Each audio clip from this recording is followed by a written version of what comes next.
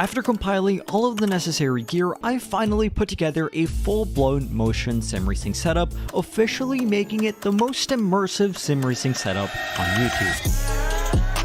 Okay, not really, but it's gotta be up there at least. In this video, I'll be giving a quick tour of all of the components and things I had to do to make it happen, and then of course I will be taking you along through the Nordschleife and the Mercedes W13 to really put it to the test. If you're looking for great deals and discounts on sim racing, PC, and gaming hardware, make sure to check out simspots.com, where all the best deals are posted daily. Get into sim racing or upgrade your current setup, all while saving tons of money at simspots.com. Starting off with the absolute foundation of my setup, I'm using the Next Level Racing FGT Elite. This cockpit will of course give me the option to change to a variety of driving positions, but more importantly for me, is perfectly suited for the Next Level Racing Motion Plus platform, which is without a doubt the star of the show when it comes to my setup.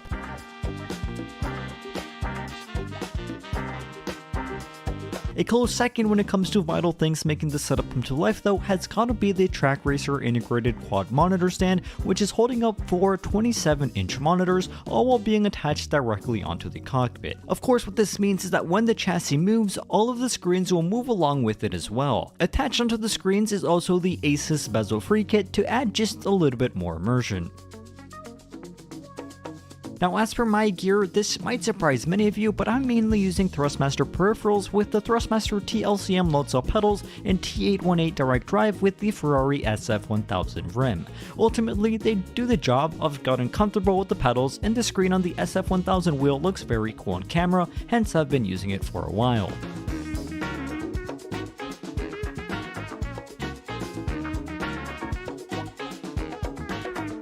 Now to sit, I am using the Next Level Racing ES1 bucket seat, which is extremely sturdy, but certainly hard to get in and out of, and quite tight once you're in there. Other peripherals include the Thrustmaster TSS handbrake and AOLog sequential shifter, but those are often interchanged whenever I'm making a review. Some of you probably spotted the wind simulator as well to give another level of immersion, although I always have to turn it off when recording as it makes just far too much noise.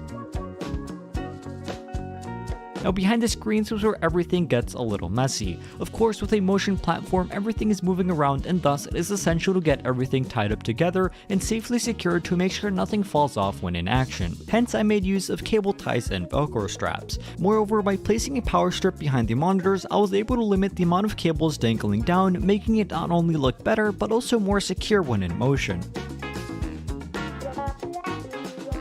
Now with all that said, let's actually see it in action.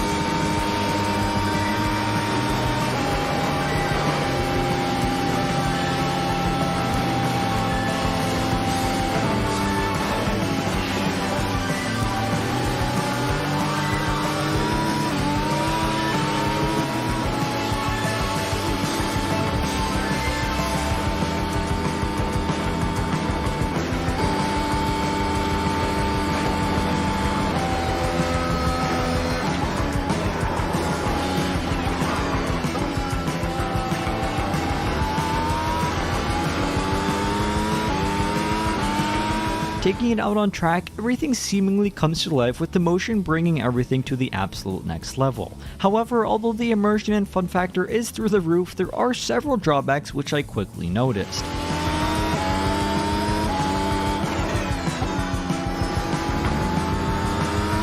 For starters, the bezel free kit was almost instantly unaligned as all of the screens move side to side. I believe taping them down should work, so I'll be making sure to make that change as soon as possible.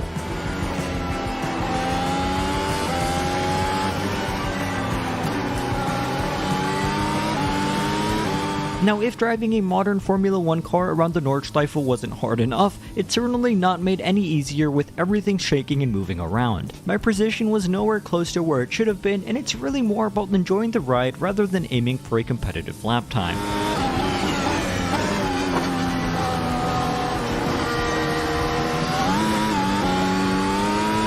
Finally, throughout the lap, I was very worried about not breaking anything in my rig as I could see and hear all of the cables dangling around, and I knew that if my power stripper speakers, which were barely being held on top, fell, it would be game over for me.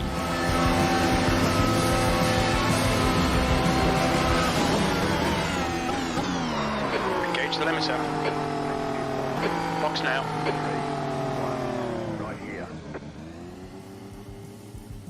After using my new setup for a few hours, everything somehow managed to hold up well, and I had a great time. Attaching 4 monitors onto a motion rig certainly has its downsides, but it did add to the immersion. It looks crazy cool, and as you can imagine, is a lot of fun.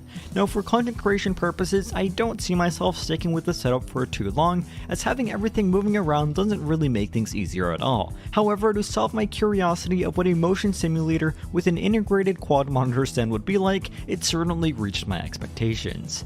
Thank you all for watching, stay safe, and have a fantastic rest of your day.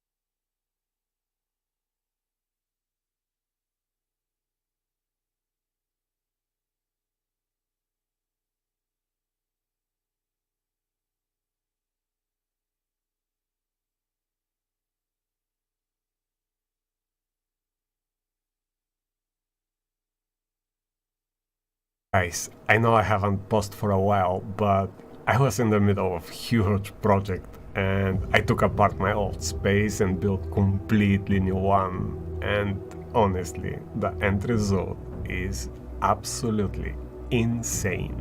In the next few days I will show you every little step and help you achieve that at home, but for now, that is my first ever drive in this week and the quality went totally wrong, but let's try to gain some places from here.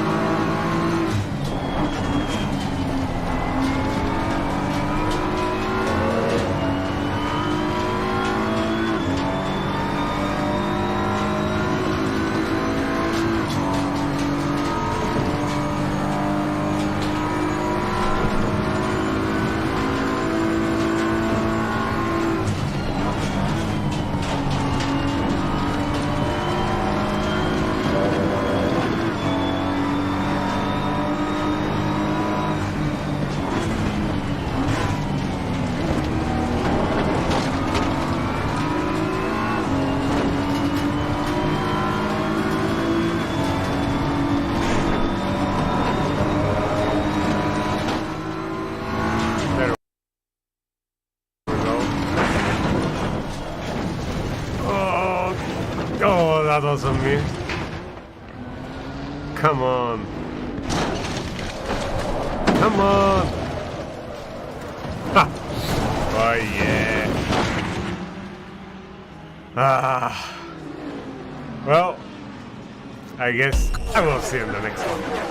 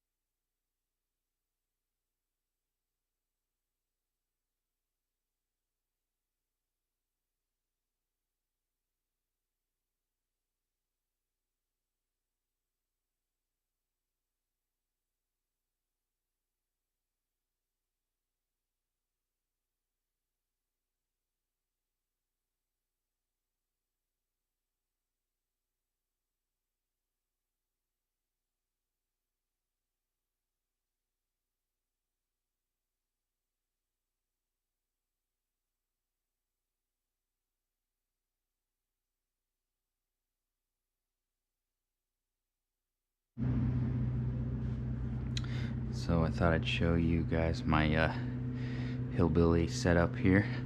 I've got the Hue light, and I need to permanently mount it, but right now I've just got it on a tripod that's more or less zip tied to the seat.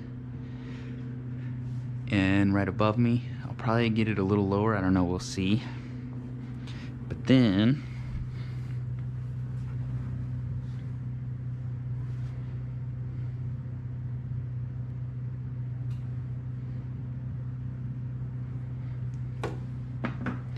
so it's still on up there, and Spa is a pretty good one that you can kind of see the light on my hands. And then when we go underneath,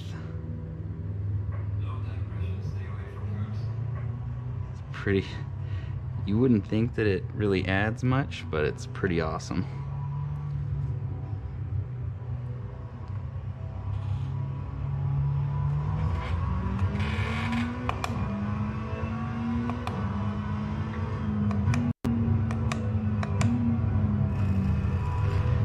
Just in a daylight part like this, you know, it adds a little bit of light to me, I guess, but it doesn't really matter. And it does have some weird, like it picks up on the colors on the screen,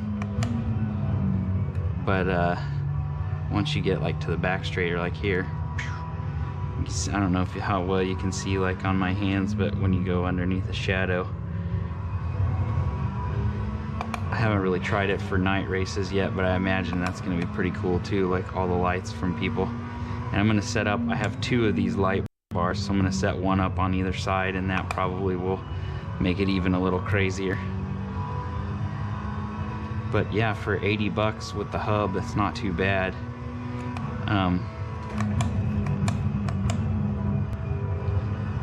Not bad at all for what it is. I definitely probably wouldn't say, because I think normal price is about 200 bucks or something like that. I don't know if I would pay $200 for it, but for 80 bucks, I would say it was worth it. And it was really easy to set up. There's a lot of videos on YouTube on how to set it up. I probably need to change it a little bit so that it doesn't reflect on the screen up there. I mean, it does a little bit. It's really not distracting. It's more my little bezel hider up here that it reflects on. But for the most part, I'm pretty impressed. Shadows are now my favorite thing in the game. Haven't really tried it with any other games. I feel like the Nürburgring or something on this would be really cool. Hey guys, welcome to the video. Today I'm going to be starting a series that I've been asked about for quite a while on my Twitch streams, which is how to, basically my tips on how to drive different classes of cars. So today I'm going to break down in the first video in this series how to drive the 3 different classes of cars in Dirt Rally 2.0. Front wheel drive, all wheel drive, and rear wheel drive. Hope you guys like it. So for a quick little demonstration of how to drive these different classes, I'm going to go into free roam, and I'm going to go to the Dirtfish Rally School, which I highly suggest for everybody starting the game to go into here, pick a car. It doesn't really matter. Whatever your favorite car is, go into free roam and just play around. You'll really get a sense of how the car is going to react and handle. And you can do this over and over and over for as long as you feel. If there's a new technique you want to learn, this is a great way to do it. I'm going to start with the Lancia because I feel that most people, this is probably going to be the car that they start playing the game with. I believe it's one of the very first cars that's unlocked.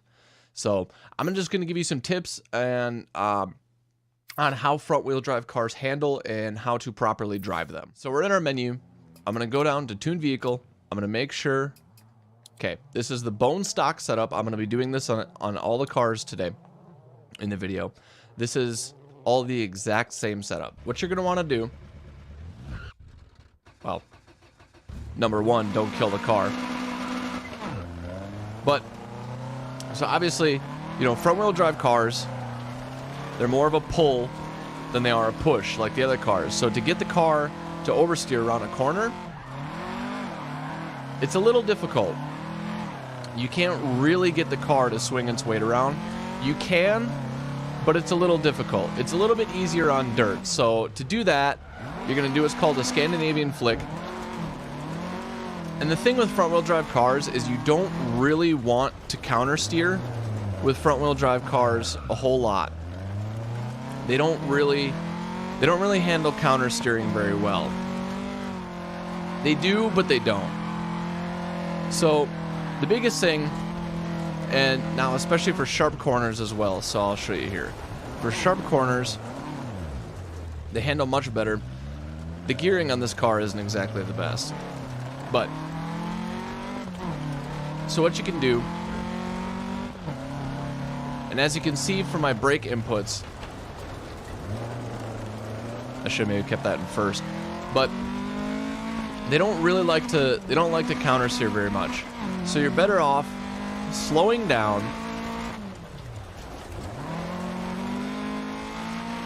and keeping your wheels at a constant angle as opposed to where you want to go. Just like that. So the front-wheel drive cars, you're not really going to be doing a whole lot of sliding. But you're just going to want to keep the wheel at a constant angle. The other thing you're going to want to do, and this goes across all classes of cars, you're going to want to just before every corner, for the most part, not every corner, you're going to want to hit the brakes so that you can balance the weight of the car forward and you can get grip to come around on your corners. Because otherwise, if you don't, what ends up happening is you lose your grip and you understeer and you plow forward. This spot right here is a really good spot to kind of get the hang of exactly how your car is going to do in a corner. The other thing with front wheel drive is you can see as I'm turning, you'll see that my throttle is not all the way depressed. Now the reason for that has something to do with the setup, and that is your differential lock. Because with the throttle fully depressed, your front differential will be fully locked, and you have more of an opportunity to basically cause your car to understeer and not grip in a corner. The other thing you can do in some shallower corners is instead of hitting the brake, I just want listen to that sound. So for some shallower corners, instead of hitting the brake, you can just let off the throttle. And that will cause enough weight to shift forward that you can still get enough of that weight transfer to go forward.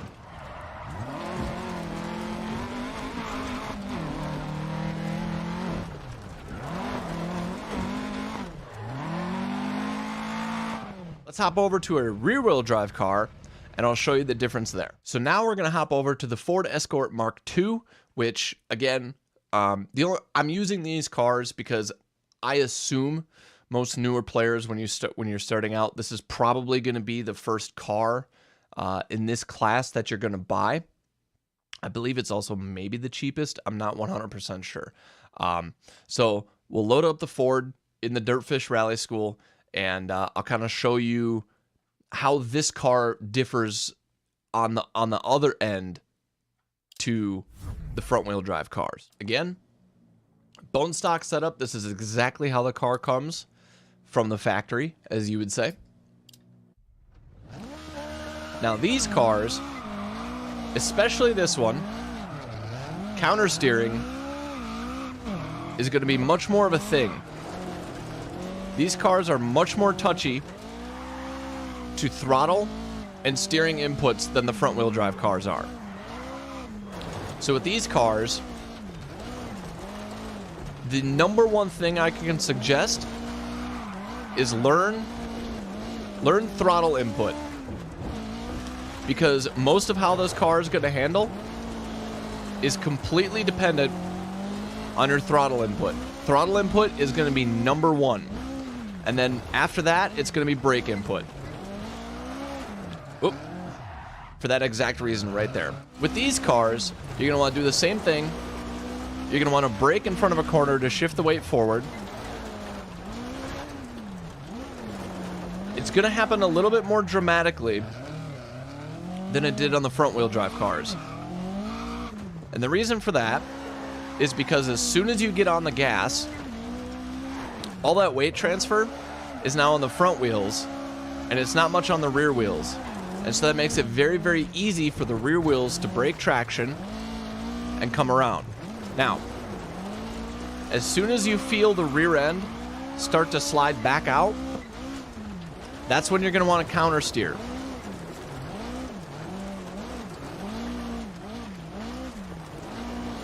And then from there,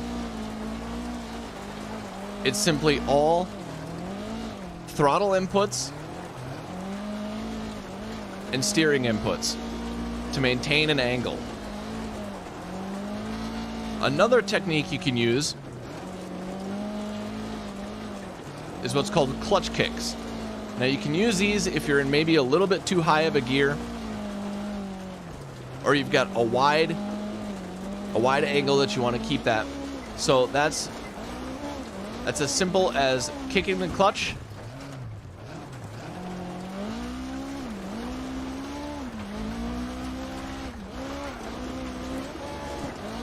or if you want a quick adjustment of the angle. I messed that up right there, but so like if you're coming in too wide and you want to quickly adjust your angle, this works a little bit better in hairpins than it will in some shallow corners. However, it can be applied. I do not recommend it because it's not a very controlled. Also, I should note that the difference in driving surface makes a very big difference in all of this too. So as you can see here, when I'm on this tarmac surface,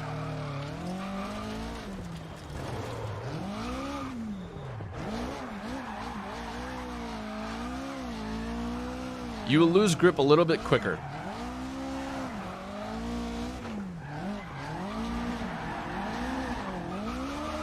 That's going to be the biggest thing for rear-wheel drive cars, is really learning how to throw the weight around and control the weight of your car. So throttle input, brake input, and steering input are going to be the two most important things in this class of car. Also, balancing the car. Balancing the car is much more important in a rear-wheel drive, simply because all of your power is coming out of one location. You really want to make sure that your car is perfectly balanced so you can get the grip in the exact spots that you need it. Because sometimes, obviously in the straightaways, you're going to want the weight in the back of the car for the grip. And then when you're coming into a corner, you're going to want to shift that weight forward so that you can get the car to do what you want to do to get around the stage as fast as you possibly can in that drivetrain. That was your rear-wheel drive cars. Now let's go take a look at the all-wheel drive cars. All right, so now we're in the all-wheel drive Ford Fiesta in the R5 class. Again, completely stock setup, exactly as the car comes. Now this time, these are kind of an interesting mix between front-wheel and rear-wheel drive cars. So you still are going to want... You're still going to want to have that weight transfer of the rear-wheel drive cars, but you're not going to have the as excessive oversteer that you will with the rear-wheel drive cars. So what that means is essentially all you're going to want to do is basically point the wheels of the car in the direction you want to go. And that's pretty much it, really. That's all you're going to want to do. You're just going to want to point the wheels. If you find yourself coming in too wide, you can either let the gas off or you can tap the brakes a little bit, and that will get your car to rotate around very tightly. But otherwise, for the most part, the all-wheel drive cars are extremely easy to drive. All you really have to do is just point the wheels in the direction that you want to go.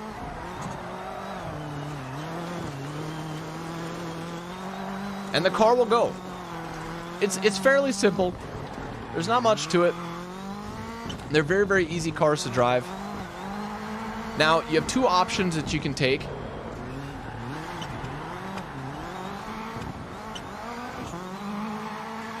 With how to get around sharp corners in these cars.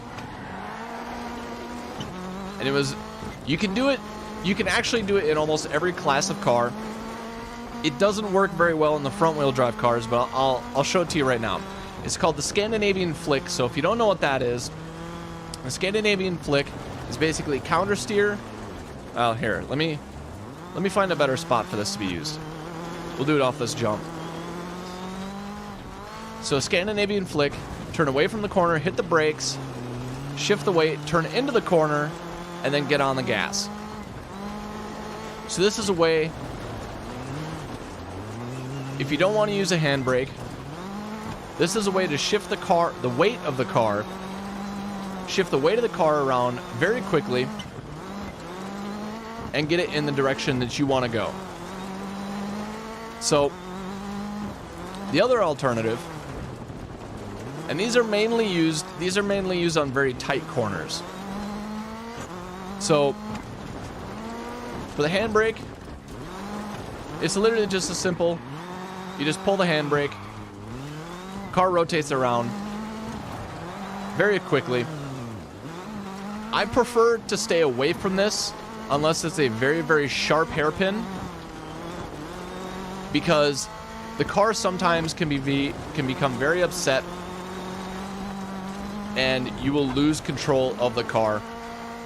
And that's not something that you want to do going 100 miles an hour down a very narrow pathway that you're not aware of. The other thing I can recommend in free play is there's lots of these little trails that you can take.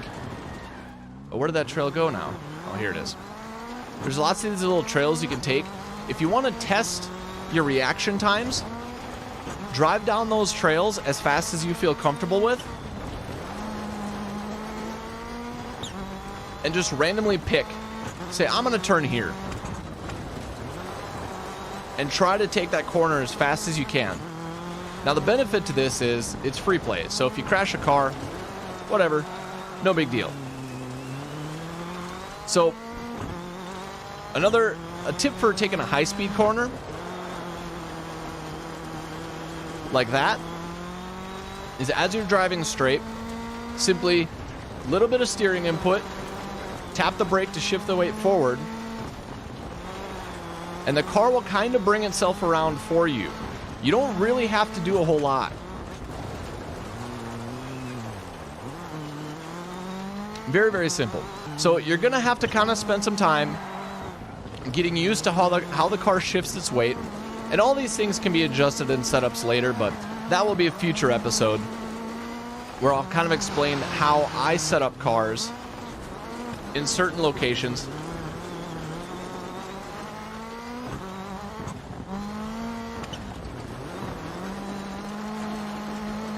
Now that we've got that done, I'm going to take these cars to a stage. We're going to put them in a real stage, and I'll kind of do a breakdown of exactly how to implement these techniques in your driving. Okay, so we've got our cars in grease.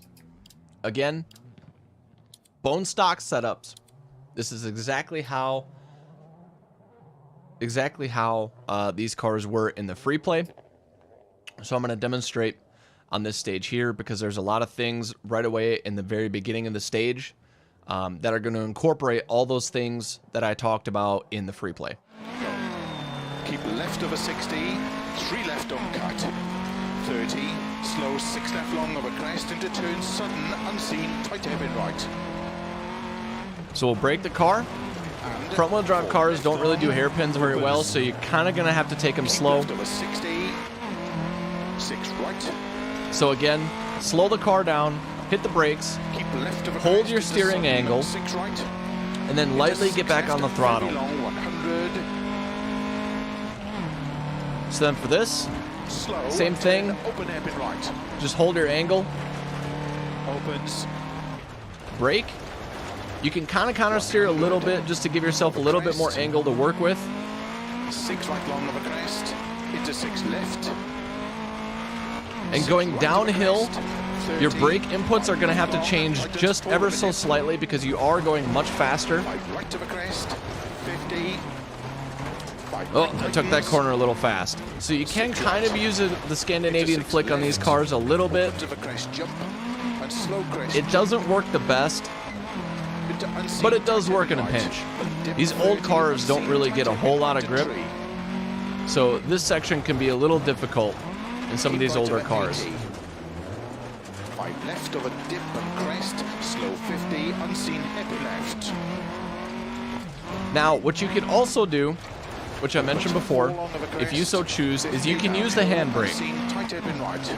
I don't like to use the handbrake in older cars that didn't actually have a handbrake. That's just my personal preference on how to play. So you can do it however you want, but for me personally, I like to play the game where if the car in real life didn't have a handbrake, I don't use it in game. Left 40. 6 right tightens. 30. So however feels more comfortable for you, or however feels more fun, if you'd like an extra challenge, I would highly recommend not using the handbrake on older cars that did not have one. Very long. Tightens.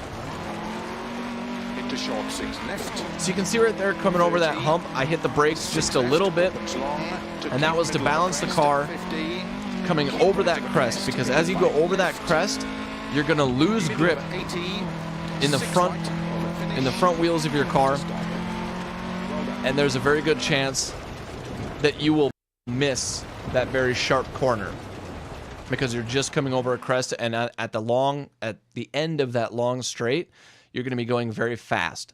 So that is my tip for front wheel drive cars in a real life situation. And especially there's little things like that, like going over crests, you're going to want to tap the brakes. Now let's do that exact same stage in a rear wheel drive car, and I'll kind of show you again those same techniques. There's going to be a lot more counter steering, a lot more throttle modulation, much more throttle control. All right, so now we've got our Ford Mark II.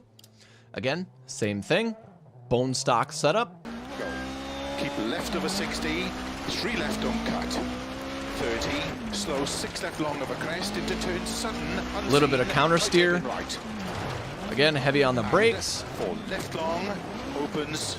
And you can kind of use the throttle to get it around really tight hairpins like that. Again, you have to be careful, especially in these old rear-wheel drive cars. 6 right.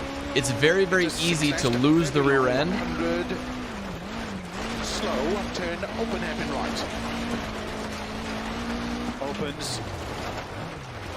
100. Over crest. Oh, I lost it. And that's why throttle control is very, very important. All of your timing on doing the Scandinavian flick in a rear-wheel drive car is very important, because if you get on the throttle just a little too early, it's very easy to lose the rear end of the car, and you'll spin exactly just the same way I did. Oh, might help if I actually caught the gear. 4 long tightens into 4 right of a jump. Opens 5 extra long. 50. 6 left tightens turn early. 5 over crest jump. One of the things that you can do if you find yourself rotating too much, One of the things that I like to do into 6 left, opens of a crest jump, is let off the throttle, hit the clutch, into unseen downshift 1 gear. That typically will give the rear end of your car enough time left of a 30, 6 right, to catch in the grip, 40, middle of a crest into 6 left, and you can slow save 30, yourself from unseen spinning. heavy left. In very sharp corners, you generally don't have enough time to do this. 70. However, in some bigger corners, 6 right long, to bump and dip, 30, in some bigger unseen, corners, tight hairpin it will right sometimes to give 3. you just enough grip to keep yourself. Keep right of a 80. 5 left of a dip and crest, slow 50, unseen heavy left. So as you can see around some of these really tight hairpins, I'm just kind of feathering the throttle, 4 long of a crest, just giving it enough downhill, unseen, to kind of tight pop the hairpin car right. around the corner Into and 6 come out left very, of a very crest, smoothly. And 4 right long, opens 30. Except for that one. That one I messed the timing up on. But you have to be very, very careful. It really doesn't take a whole lot, Cut. and you can pop the car around that corner. Left long of a crest, opens of a crest, into 6 right. But again, you will be doing much more counter steering 6 right in a front-wheel drive car 6 right to than you crest, would in a front 6 wheel. left, 50, tight, 4 left of a crest into turn, 2 right tightens. Opens 5, very long, tightens, into short 6 left, 30, 6 left, opens long, to keep middle of a crest, 50, keep right of a crest, into 5 left, middle of an 80, 6 right, of the finish, to stop. Well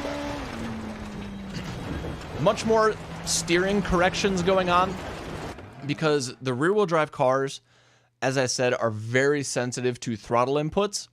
And if your car is not balanced properly or at an angle that you don't want, you can very easily lose control of the car and spin. So throttle inputs are going to be the number one thing with a rear-wheel drive car. Steering, throttle, brake inputs. All of that stuff is extremely important in the rear-wheel drive cars. So now let's go to the Fiesta. We'll do that exact same stage. And you can kind of see the all-wheel drive cars are kind of a mix of the rear wheel and the front wheel drive cars. Now, all of this stuff can all change slightly depending on how your setup is. But as I said earlier, I'll cover that in a different video. You know, if that's something that you guys are interested in seeing. So if you do want to see a setup video based on the 3 different classes of cars, go ahead and drop a comment down below. Tell me that you want the setup video, and I'll make a setup video. All right, we've got our Fiesta. Same thing, stock tuning. Let's take this car out, and we'll see what we can do. Go. Keep left of a 60, 3 left on cut. 30, slow 6 left long of a crest into turn, sudden, unseen, tight hairpin right. And Now in these tight hairpins, opens, because this is a newer car that has a handbrake, 6 I will right. tend to use it much Keep more left of a often. crest into sudden, 6 However, right, into 6 as I said, I do left, try to very long, avoid it 100, as much as possible slow, turn, open hairpin because right. it can make the car very unpredictable. Opens 100 of a crest. You can use it to get the initial brake into 6 left. in traction in the rear of the car. Right of a crest. However, 30, I right do left recommend long, tightens, 4 of a dip. doing the rest of the hairpin Crest, 50, 5 right tightens, all with throttle and to steering. jump, caution narrow, 4 right. Throttle, steering, and brake inputs. Into 3 left, opens 4, long tightens, into 4 right of a jump, opens 5, extra long, 50, 6 left, tightens, turn early, 5 of a crest jump, into 6 right, very long, to keep middle of a crest, 100, downhill, slow, unseen, open hairpin left, So again, the Scandinavian flick 6 right, on the brakes, counter steer, into 6 turn in, left, opens of a crest get the jump, brake in traction with the weight slow transfer, crest jump into and unseen, boom, tight you're around the hairpin right. corner and going. Keep left of a 30, 6 right, Uh-oh. 40, I did that a little too early. So middle of a crest into as I was 6 saying left, before, slow when you're 30, going unseen, downhill, left. a lot of these things you're going to want to do early because your car is going much faster and the weight is working against you. 6 right long, to bump and So you're going to want to do a lot of these unseen, tight inputs hairpin right to just tree. slightly early, because the car is going to be falling 5 left of a dip and as you're crest. doing it. Slow 50, unseen hairpin left. So just keep that in mind, especially in a stage like this where all these hairpins are downhill. 50 downhill, unseen, tight hairpin right. Into 6 left of a crest, and 4 right long, opens 30. And again, throttle modulation to get yourself through that corner and keep the car rotating. Into 4 left of a cut, 4 right, and 4 left long of a crest, opens of a crest, into 6 right. Into 6 left, Whoa. 40. I guess they didn't need that sign. 30, 6 right to crest, 6 left, 50. And again, slight 4 brake left of a inputs crest to keep the into car 2 balanced through this right fast section on some of these very tight, opens 5, flowing 30 corners. tightens into short 6 left. And that's going to help balance the car so that you don't end up understeering in the corner going at that speed. So just very, very slight brake inputs, Middle of an 80, balance the car. 6 right of the finish to stop. Well done. So there we go. That's kind of my tips and tricks. Not necessarily tricks, I guess, but tips and techniques for driving the various classes of cars that you'll come across in Dirt Rally. You know, there may be some things that I missed. I will say front wheel drive is not my favorite class, so I don't drive them very often. I'm sure there's probably something that I missed. So if there is, let me know in the comments down below. I can always update it in a future video because I will be breaking things down more per class in later videos in the series. All right, guys, that's it for the video. I hope you really enjoyed it. You know, don't forget to like, comment what you thought. If I missed something or if you have another very specific question, be sure to type that in the comments down below. I will try to answer it as best as I possibly can.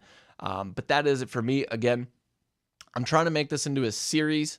So, you know, I'll be breaking things down in the future. This was just a basics on how to drive the different classes of drivetrain in the game. You know, later I'll break it down into per car class because they do differ. You know, the 2000cc cars and the R5 cars and the Group A cars all have their different little differences.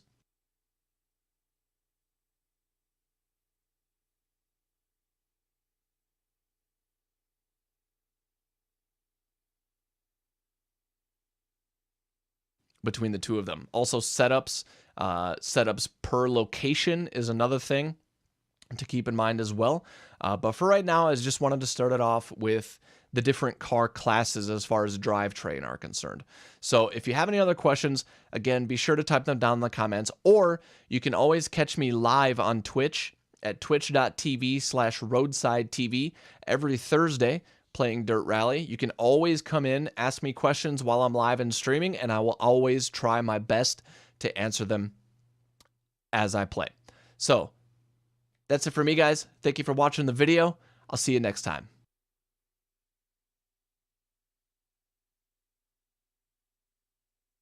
Hey guys, Daniel Morad here, professional GT driver, and today I'm going to give you 3 steps to perfectly set up your seating position, steering position, and pedal position to directly impact your lap time and comfort behind the simulator.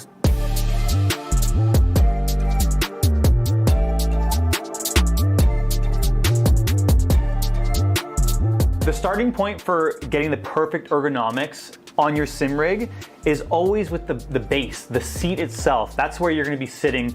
For me personally, I race a Mercedes AMG GT3 and GT4 in real life, and I measured my seat in my race car just because I was very curious to know what the angles were, and I actually found out that it's a 38-degree angle on the base and a 52-degree angle on the back portion. And I've set the seat up in a way where it's matching within a degree of my exact race car seating position. And for me, that's so important because I want to be comfortable while I'm racing on the sim. And I want it to emulate my real car as closely as possible. So it's always about getting the sim rig as close as possible to what's comfortable for you at the end of the day, because that varies on personal preference. You can opt to use more of a prototype seating position where it will be a bit more tilted backwards, or more of a GT style seating position, like a road car GT seating position where it's tilted forward.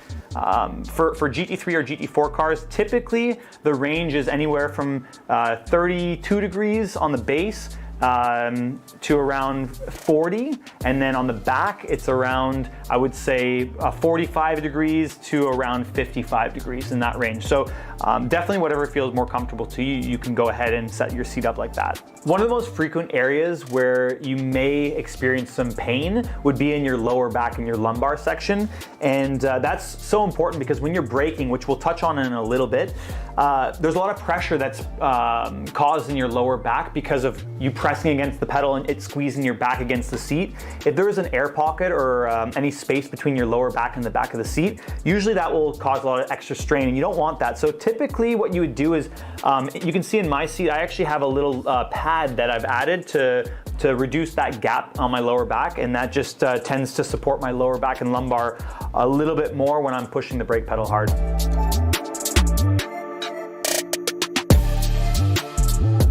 Once you get your seat position dialed in and you have the perfect angle for your personal preference, because remember, there's no right or wrong when it comes to seat angle, it's only a personal preference in terms of what you're looking for and what you want to achieve out of it.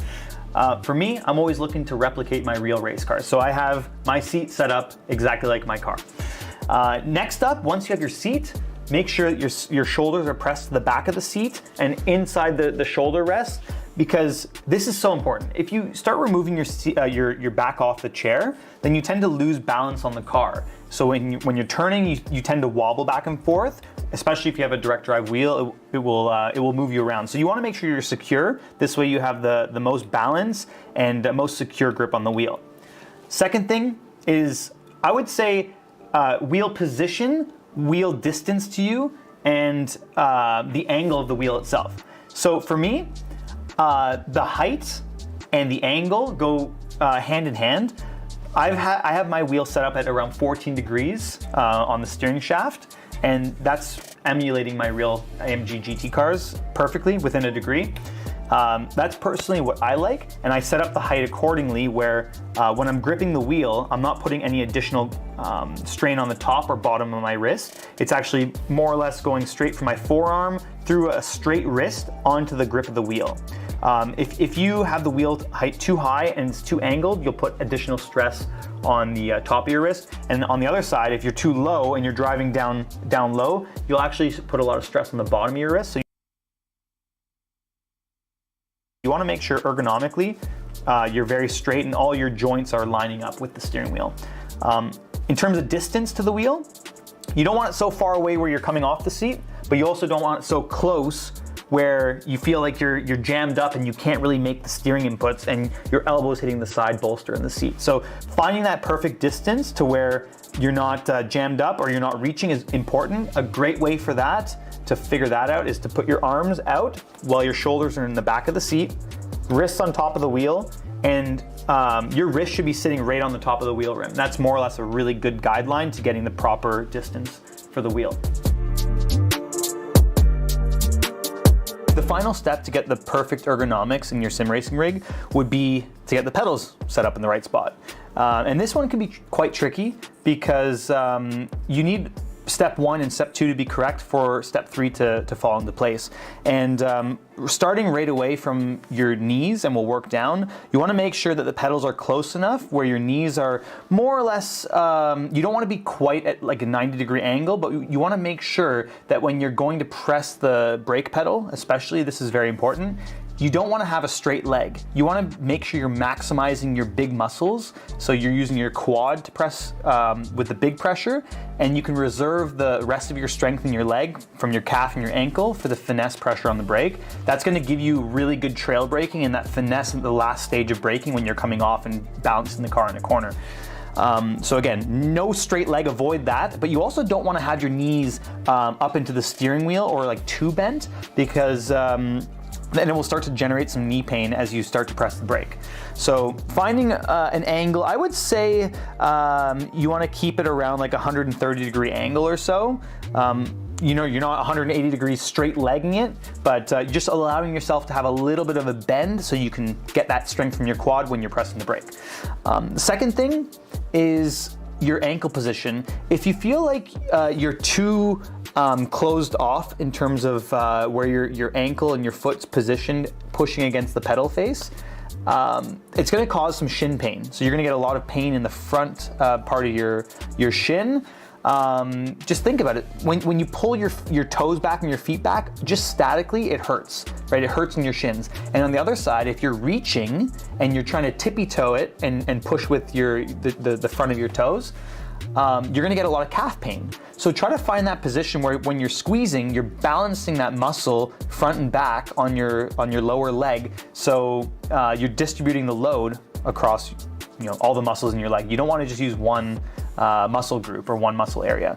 So that's probably the best tip I can give you in terms of getting your ergonomics for your legs. The throttle is just positioning the throttle in a way where you're not reaching all the time. I know in the real race cars, sometimes I've driven cars where I'm reaching a lot, and especially if you have to blip the throttle in a manual car or sequential gearbox, it can create some massive shin splints, which you really want to avoid, and also calf spasms. So that's typically frowned upon. But yeah, always start with the knee bend, work down towards your ankle, and make sure you get the pedal position. You can adjust the tilt of your pedals either towards you or away from you, and make sure that you're using big muscle groups for big pressure situations, and reserve your smaller muscles and those quicker twitch fibers for the finesse on the brake pedal so you can hit the track, improve your lap times, and have full control of your car. Another point that's super important is alignment of your hips and your knees going down towards the pedal. You can adjust the spacing between your pedals to basically align yourself straight towards the pedal. If you feel like your pedals are off towards an angle, which sometimes it happens in real race cars, if you have, especially with a 3-pedal setup, typically the brake will be in the middle. And if you left foot brake like myself, you're more or less off to one side. But with my setup, and especially in the real car, I more or less align myself where I'm trying to hit those brakes straight on, even if I have to shimmy my whole body over so I'm hitting the brakes straight rather than being straight and angling my knees across, because that can generally generate knee pain, especially if you have a misalignment. So you always want to align your joints straight onto your controls, whether it's your steering wheel or your legs. You always want to try to find the path of least resistance and line yourself up straight with your controls.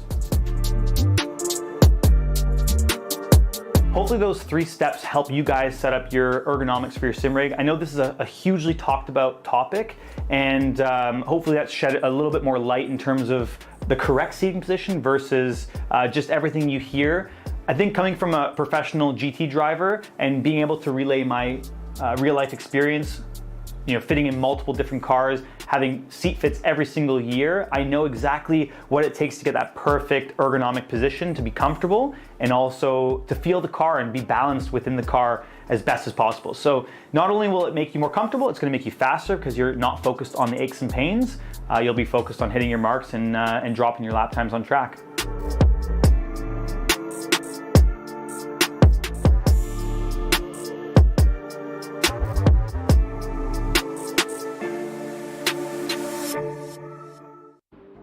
Becoming a well-versed sim racer is hard, and there are tons of common mistakes that cost new players lap time and overall consistency. To ensure that this doesn't happen to you, I gathered the top 5 biggest beginner mistakes you should avoid in sim racing and how you easily can fix them.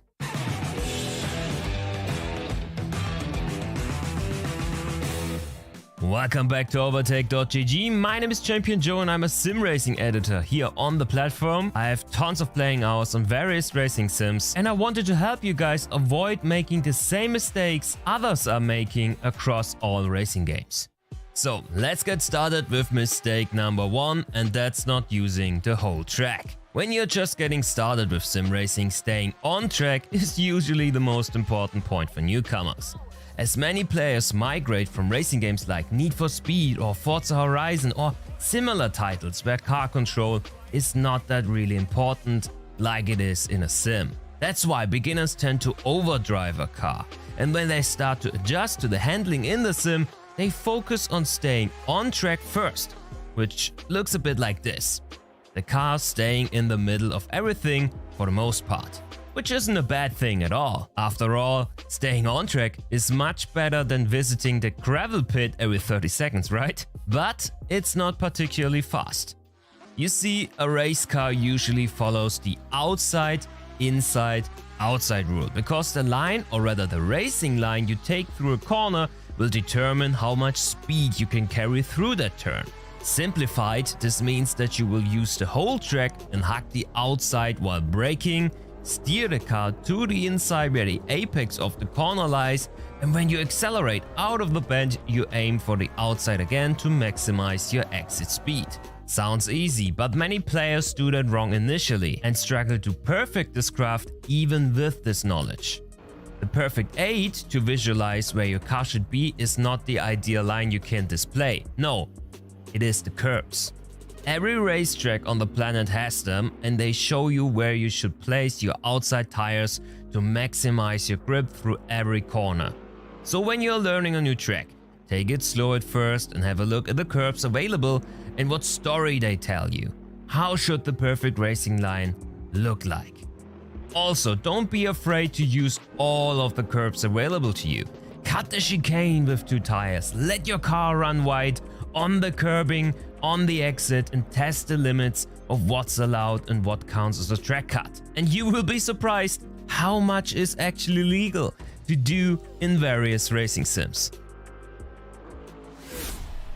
Another huge mistake you basically see in every racing game, or in F1 when Verstappen is going for a dive again, are players braking far too late for a corner.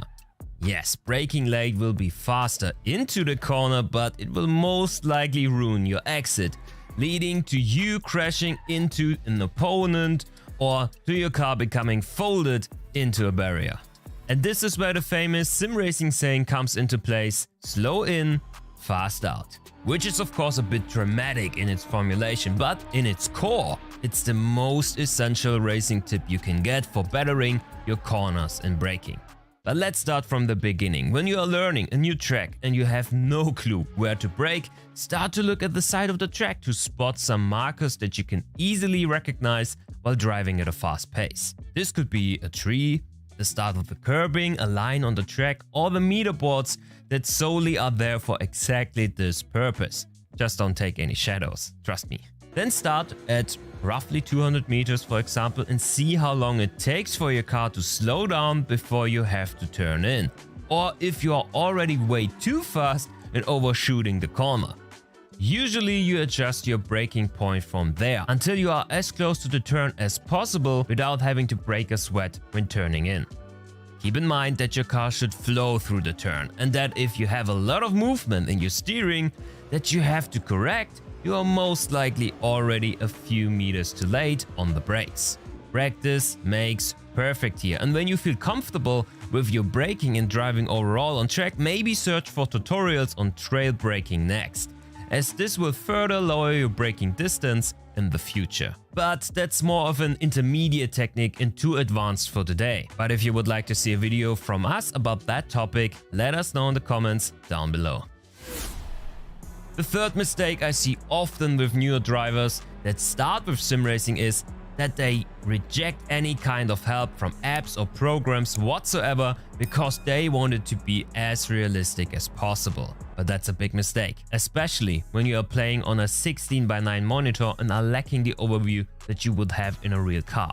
Of course, upgrading to an ultra-wide monitor, VR goggles or triple screens can help you with that, but many of us don't have the money, which is why you should get all the help you can get from nifty programs. And there are many good ones out there. You should definitely consider getting a car radar. It shows you the cars around you, which will help dramatically to stay safe in side-by-side situations on track and to keep you cool under pressure. And there's even a program that can help you with your overview while also making you feel like you are still playing by the rules of the real world. This program is called Crew Chief, a free tool that will act as an engineer and spotter by radio.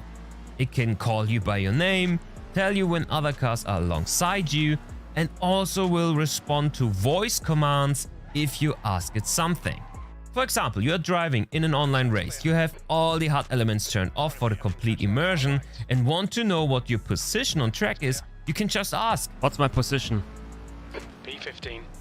What an awesome tool. Everybody should use it. A link can be found, of course, in the video description. Mistake number 4 is a big one and treated with a technique that real racing drivers have to learn as well to adjust to the speed and to the low reaction times. Because for many beginners in sim racing, their vision while driving is incorrect. Usually when driving a car in real life, for example when driving through a city, the vision of the driver sits right in front of the car. You observe everything that's happening right in front of you, like traffic signs, construction sites, road markings, or people crossing the street. Because your speed is lower, when you spot something you have to react to. Like when approaching a corner, you have more than enough time to react to it. In a racing scenario, this is different. Your speeds are way higher and the time you have to react accordingly is much lower, which is why we have to adjust our vision to spot the next important point where your car should steer to. So when you're approaching a corner, your eyes should already focus on the apex coming up, so you can react in just the right time to start turning your wheel towards it. And I know, what about the braking point? How can I spot the braking point and have my eyes on the apex at the same time? Easy, you have to use your peripheral vision. Spot your brake marker with the corner of your eye, focus on the apex, and as soon as you arrive there, your eyes should already be focused on the exit ahead so you can take the ideal line out of the turn. This takes a while to practice and to get used to, but will better your lap times massively as well as your consistency. The best example I can give you are Eau Rouge and Radillon at Spa-Francorchamps, which are so much easier to master with this technique. Because the speed here is so high and the time to hit the perfect moment to start steering is so slim that every millisecond counts. So by having your eyes already on the inside while driving down into Eau Rouge makes it way easier to get out on the other side in one piece and to avoid cutting the track while doing so. Our last tip has to do with your attitude. What's your motivation to go racing? Only to win? Then get ready for a bumpy ride. Because compared to other esports titles out there, everybody on track is on their own and you are the only player in your team. Winning is always a 1 versus 20, 25 or even more situation. So if your only goal is to win every race, you will most likely get disappointed and lose interest in the hobby super quickly. My tip is to be your own rival and to find joy in the racecraft. Because every race is also a competition against your past best. Try to maximize your pace when you are driving without anyone around, alone in a race in P10 for example. Use the delta display to shave off tenths each lap and to always be your best self, even though people around you might be way faster. Also learn to enjoy racing and not only overtaking, but also clean defending and long battles on track without contact with your opponent. If you start to value those situations, online racing will become the best possible experience you can have. If the outcome of battles is not as important than the battle itself, you can fully savor the moment without being disappointed if you only come home 13th in the end of a race. Of course, I'm not saying that you shouldn't try to be the best guy on track, that's also a lot of fun. But it's not the only thing that makes racing exciting. So keep your heads up, keep your fights as clean as possible at all times and just try to enjoy yourself. What are your tips you would pass down to a beginner? Let me know in the comments down below. But that's it already from me today. Thank you so much for tuning in and see you next time around. Cheers!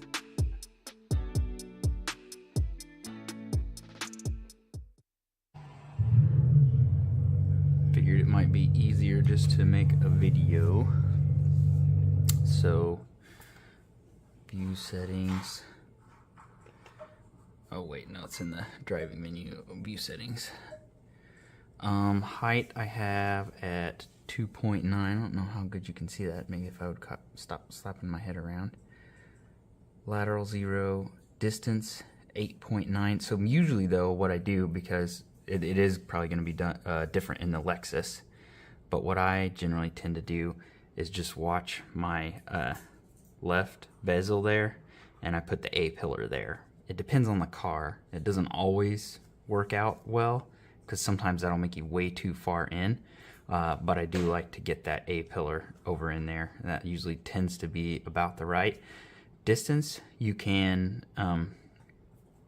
measure like you're supposed to, but I usually don't. Field of view I have at 58 degrees, which is going to be set in your triple settings, and then pitch 0.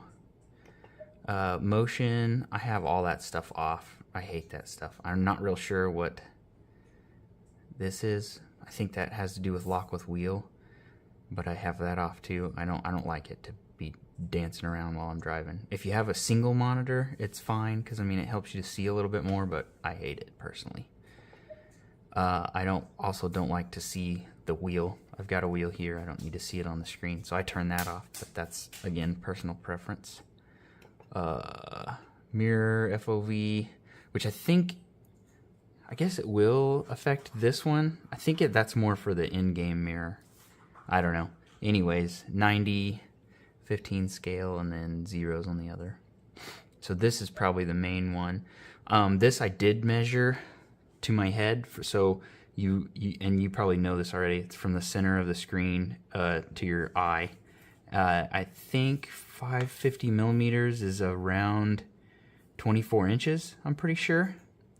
And then so I measured this, which I think you have 32s as well, and the bezel is effectively 0. Yours is going to be a little more. If you didn't, I don't know if those strips I sent you worked or not. They were kind of small, so if they didn't work, that's probably why. But essentially it's 0 if you're using these. Otherwise, you need to measure the distance, and then you put that in the bezel width. But 70 millimeters. And then my angle, I didn't get a protractor out. I just sort of guesstimated at 60 and looked to see, where it looked the best when I changed it, but 60 seems to be the number that looks the best for me. And you can kind of see, like when you change it, it wings it way out and it makes it look stupid if you go too far. And then like if I go into 55 or something, I don't know, maybe it looks better. It's hard to say.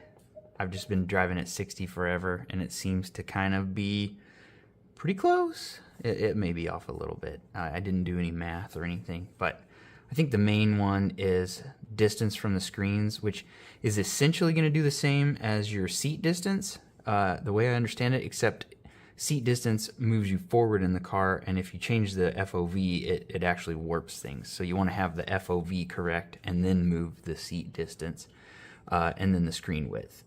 So that's probably, I'm guessing the screen width might be why you can't see your mirrors, but that's also another test that I do. Like if I get in a car and set it to the A-pillar in the bezel there, and I can't see this mirror, then I'm done, because why have triples? So I want to be able to see out of this window and this window for sure.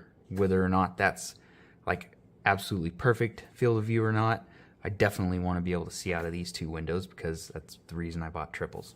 Anyway, that may have been more than what you were looking for, but that's my settings. Does this look normal to you? Then you're probably doing it wrong.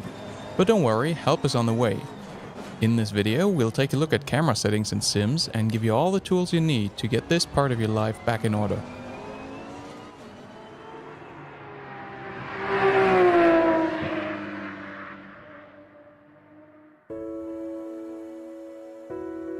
What's up everybody, and welcome to the Sim channel. Yes, I'm aware there's a bunch of good sim racing FOV videos out there already, and I'll link a few in the description. But there are a few aspects to this topic that I feel have not yet gotten the attention they deserve. This video will be a bit more technical and less about the supposed effects of good camera settings that I feel have been covered enough in other videos before. So let's get into it, and hopefully by the end of this video you'll be all set to join the FOV police.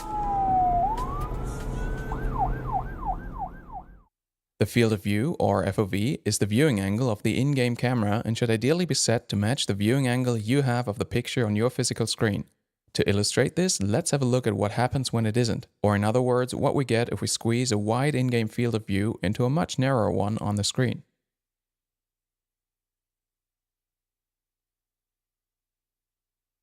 One thing we notice is that the width and height of the car in front of us is reduced while its length is maintained. This distortion makes it more difficult to correctly judge the position of your car relative to other objects in the world, such as curbs, walls, and other cars, and makes it more difficult to place the car exactly where you want it. The next turn may seem miles away when it's already time to hit the brakes. As a consequence, your lap times and safety rating may suffer from a wrong FOV setting, and it also gets in the way of immersion. Of course, the sense of speed is higher with a wider field of view, but it comes at a pretty steep cost. What you want to achieve is for the bezel of your monitor to act like a window frame into the virtual world with a 1:1 scale and all angles being maintained. To calculate the correct field of view setting for your setup, you first need to know the size and aspect ratio of your screen and measure the distance of your eyes from the screen. You can then either put those numbers in an FOV calculator, links in the description, or do the math yourself. Or you can use the ultimate FOV table brought to you by the Sim channel. You'll find the link in the description below. One thing that's helpful to know is that some games use the vertical field of view, that is, the angle between your eyes and the top and bottom of your screen, while others use the horizontal field of view, which is the angle between your eyes and the left and right edges of your screen. And then there's a few weird ones that use different measures for which you're gonna have to look up the conversion factor. Anyway, let's quickly go through the math. Let's say our eyes are at a distance v away from a screen with a diagonal d. To get the correct field of view setting, we first need the width and/or height of the screen depending on whether we want to calculate the vertical or horizontal field of view. You can measure that with a tape measure or calculate it from the diagonal and aspect ratio of your screen. To calculate it, use either Pythagoras or trigonometry. I'm putting the calculations on screen so that you can reproduce them with your numbers.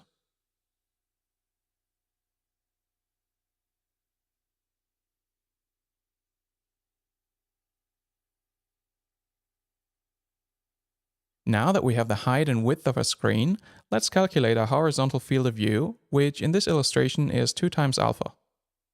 We get alpha by taking the arctangent of half the screen's width w divided by our distance from the screen v.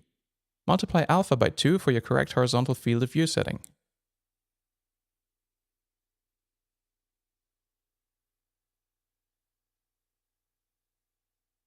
For the vertical field of view, it works in exactly the same way, using the height of the screen instead of its width.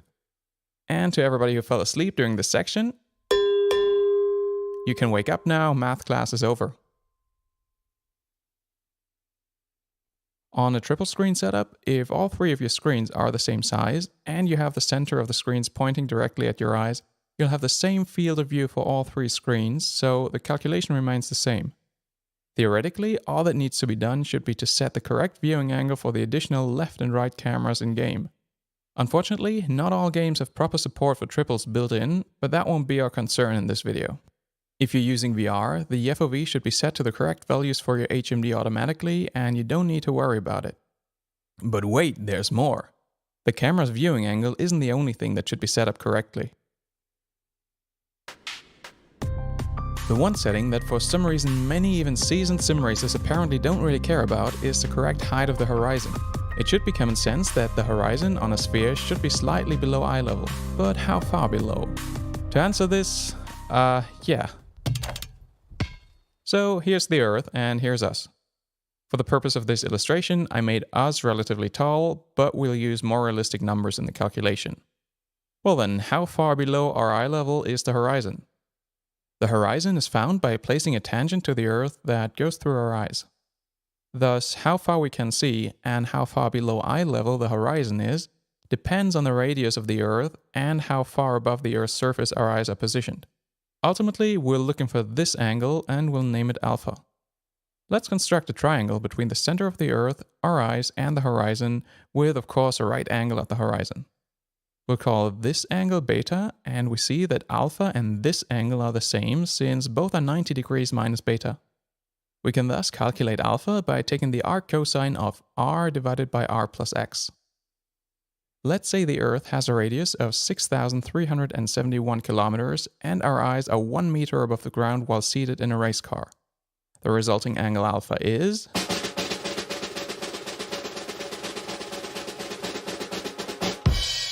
0.032 degrees, so about 1/30th of a degree. Now, if your screen is 1 meter away from your eyes, this 1/30th of a degree translates to half a millimeter. That's how far below eye level the horizon should be, or in other words, just set it to eye level. To get it there, you'll have to adjust the camera pitch setting in-game if the game has a pitch setting. And if it doesn't, just send an angry email to the game's publisher. Or Google how to set it up. Back on topic, why is it important to have the horizon placed correctly? To be honest, I don't think this is going to make it much faster, but it's just really weird to look up at the screen like the first row in the cinema and still look down on the hood of your virtual car. Just don't do that. To be fair, I realize that the correct FOV settings aren't always an option. You may have installed your screen on top of your wheelbase so that your eye level is almost at the bottom of the screen, and putting the horizon to that level might take parts of the road out of the frame. In that case, you may want to place your screen behind the wheelbase to set it lower and get the horizon in the correct position, but that's also not always an option. Or your screen may be rather small or far away and there is nothing you can do about it. In that case, it makes sense to set the FOV to a reasonably low value that still allows you to see what you need to see, even if it's not the quote-unquote correct FOV setting. Being just a few degrees off isn't really all that dramatic. Of course, if you're racing in a living room setup with the screen a few meters away from you, there's just not a lot you can do unless you can get closer to the screen. If that doesn't work, VR could be an option. And with that said, I hope you learned something useful today. Now pull out that tape measure and calculator, punch those numbers in, and get right into your favorite sim to be amazed at the difference that a correct FOV setting can make. Or, if your FOV is already set up correctly, join the FOV police and shame other sim racers into rethinking their camera settings while enjoying your intellectual superiority. This video will also serve as your way of handing out a ticket to anybody you see committing an FOV violation online. Just put a link to this vid wherever you see a wrong FOV setting, with no further explanation required. But first, hit like and subscribe to this channel if you haven't already. Also, check out the Sim channel on Instagram for some behind-the-scenes stuff and to keep up to date with what I'm up to. You'll find a link in the description below. And that'll be it for today. I hope you have a wonderful time, and see you in the next video.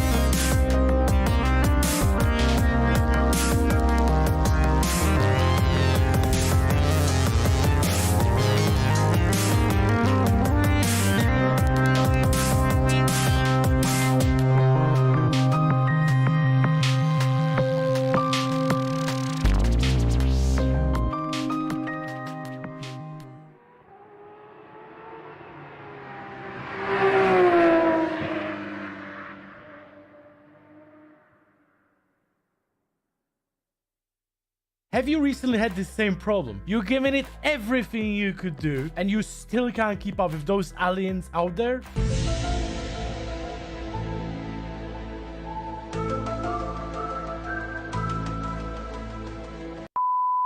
Don't worry, because it's me, Jardier, here again on Overtake channel with another Assetto Corsa Competizione tutorial, how to practice like a pro.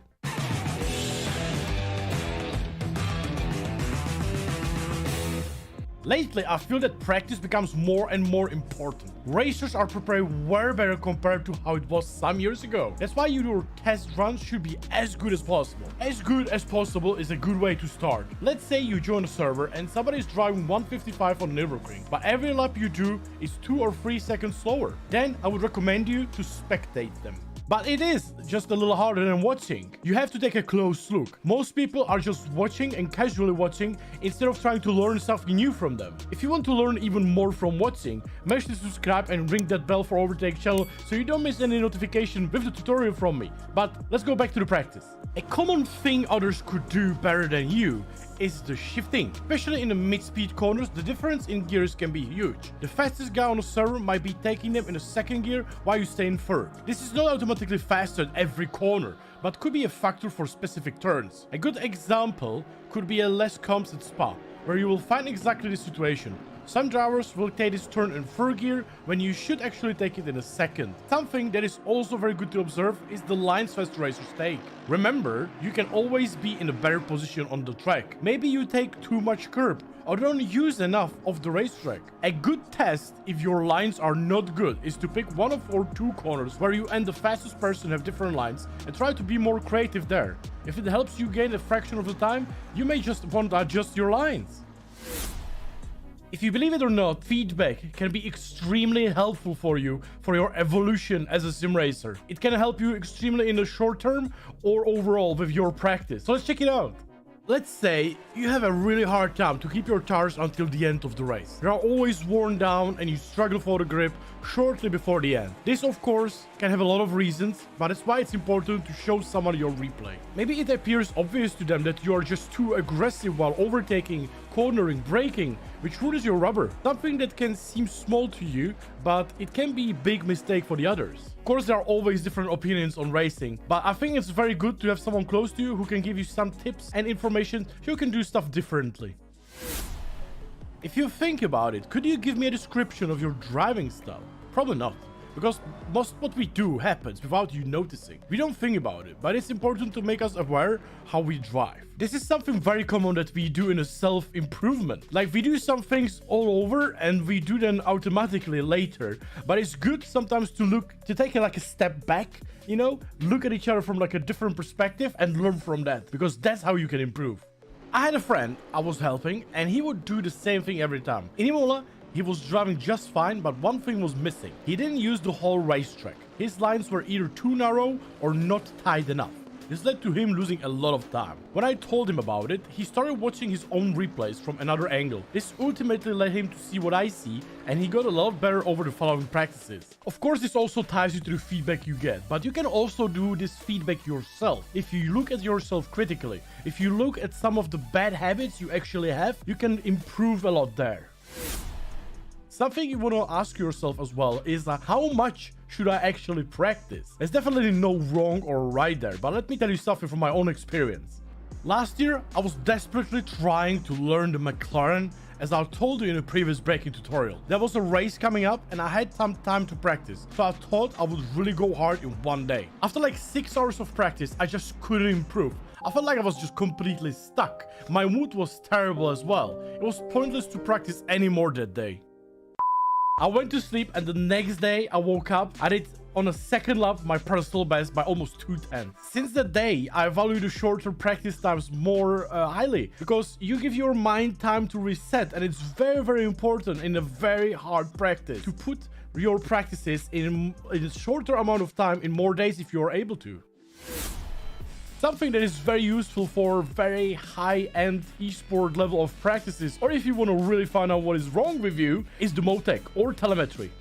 Telemetry are graphs that show you what parts of your car do at which time. If you look at our third Hero's Journey episode, you can see how it can help beginners and experts. Let's give you a short example from me again. Last year, me and my teammates were practicing for an esport event, and I was not seeing any progress at the Nürburgring. I was constantly slower by 0.2 of a second, and I couldn't do anything about it. So I begged and sent everything over to my colleague, who knows a lot about telemetry and stuff around it. He made me aware that I am overheating the tires and getting a lot of heavy understeer in the first sector because I'm using tiny bit of throttle at the same time as I'm braking. I would never thought my so-called rally style, when I'm always on the throttle and brake at the same time, would cause me to lose actually a time. But here it was a massive problem, specifically with the McLaren on the Nürburgring. So I had to relearn everything, and literally in my second run, I improved the time and I matched my teammate's pace, which just mind blew me away. The only downside of the telemetry is you need to learn how to read it. It's a lot of graphs and a lot of information which you need to get through. Would you like to have some tutorial for like telemetry on Overtake channel? Make sure to let me know in the comments, guys, and we can figure it out.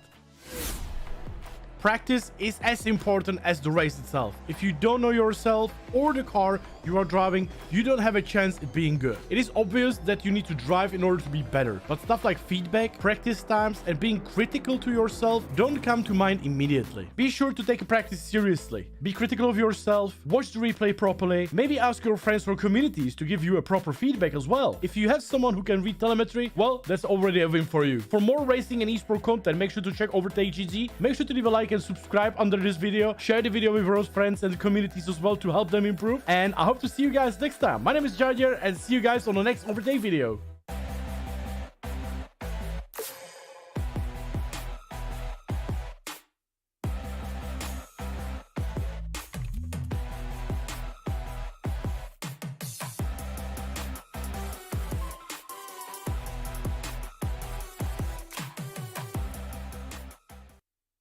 Hey guys, today I want to go through a few tips that should help you become become faster on a new track in a shorter period of time by following just a few rules of thumb really that should apply to any track on which you run with the GT3. Most simple thing is thinking about Monza T1 first as a good example. This is most likely the straight where the cars are going the fastest, followed most likely by the slowest corner afterwards in comparison, which means the speed delta from Vmax on the straight to Vmin in the corner is the largest on Monza. I think that we have on any track in ACC. At least I can think of another corner that is as extreme. Maybe Mount Panorama, 280 something on the end of the straight, but the corner afterwards is not as slow as Monza T1. It's quite a bit quicker, so the speed delta there might not be as harsh, so the braking point could probably be a tiny bit later.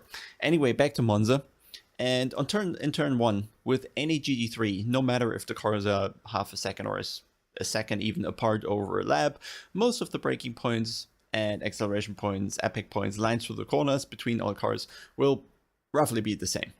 And in Monza turn 1, we know, which is now the harshest braking we have in the game, the braking point is roughly going to be 150 or 160 meter-ish, right? So if you want to play it safe, coming to a new track, be sure to find the 100 meter board, and this is the earliest braking you need to do in the entire game. There's no need ever to really look for the 200 meter board or look for the 250 meter board. They are there, but they're largely irrelevant. Just stick to the 150. That's going to be your latest or earliest braking point you will ever need. Most of the corners, except for Monza T1, will most likely be able to be approached with a later braking point as such. Then the other thing is, if the track is really new, a lot of you might already know this, some might not, so here's that thing. If there is a right corner ahead, then in let's say 90% of the cases, the braking markers will be on the other side of the track. So if you see the braking markers on the left, that's because you're supposed to brake on that side, so you see the boards better. And that's the next thingy, right? If you don't know what corner is coming, try to seek the boards in the distance, and they'll most likely tell you, okay, the board's on the left, so there's a right corner ahead. Very simple. Then maybe taking it one step further would be, let's say we have very rare of these situations like Monza or Mount Panorama where we're really looking for the roughly 100 meter braking marker. Most of the corners will probably live with a 100-meter board, or 110 or 90, around that. I'd say the majority of corners you'll still be fine with a 100-meter board. There's only going to be very few where you're actually braking at the 50 or 75 meter distance. Then there might be corners where the boards are missing entirely. Either someone took them out or they never existed in the first place, and then we need other reference points on the track. One thing that is always there in ACC, once the track is rubbered in, you have this ideal line. And yeah, more often than not, you'll see the ideal line become a little more dark, maybe become a little wider, exactly where your braking point is roughly going to be. So this is a second kind of good idea of where to place your initial braking point for testing. Sometimes going to be a bit too early, sometimes going to be a bit too late, but for your first laps on a new track, this is probably already a good idea. Then, of course, once we got that rough braking point sorted, those rules of thumb, then we want to go a bit further and actually talk about the few different lines and types of corners that are actually available in the game. And without talking about a particular corner, so we can say a few rules that will most likely lead you through every corner. Of course, in the first lap, it's not going to really make sense because you first have to see how long is that corner, how tight is that corner, what's the speed I can carry through there. But once you get 2 or 3 laps in, then it's about time to figure out, okay, what is probably the best line through that corner. And the rule of thumbs here are, the more degrees a corner has, the later the apex is going to be. Also, the longer the straight afterwards is, the later the apex is going to be. Thing being is, the longer the straight is, the more focus you should put on being fast on the straight, and that's done better when the car is more straight for the exit already, so you can pick up more speed because the rear tires are not fighting with traction too much. I guess also the apex placement, that the longer the corner is, the more you want to emphasize that short straight afterwards, is pretty much also a bit of an ACC thing, just how the game eventually works, that it kind of just helps most of the cars on acceleration when they don't have to do too much rotation in that phase still. So you're going to place those apex mostly a tiny bit behind the middle of the corner. Roughly, as in terms of degrees, for 90-degree corners, you'll most certainly have the apex right in the middle of the corner. Anything less than 90 degrees, definitely have the apex mostly in the middle of the corner. And the more you're going between 90 and let's say 170, 180 degree, the more likely you're gonna have one late apex. But the closer you get to the 180 degree corner or even above, the more likely it becomes that a double apex approach is actually going to be the fastest way through such a corner. And then there's only really one more thing you have to know for approaching any type of track. That is the slowest point in a corner, and can't be emphasized enough really. Slowest point in the corner means, and I really mean point, that there is a single point in the corner. Make it endlessly small, okay? There is a point where the car is going to be the slowest, which means up until this point, the car is going to slow down, and from this point, the car is going to be accelerating again, which also means when this is a single point with the slowest speed, and the speed up until this point is decreasing, from this point it's increasing, there should never be a phase where the speed is really steady throughout a corner. The longer the corner is, the less steep the curves will be approaching this slowest point, but it's still certainly a point. Maybe it doesn't look as edgy anymore, as pronounced anymore, but you'll certainly want to be slowing down until this point and accelerating away from this point. The slower the corner is, the more pronounced that point will be.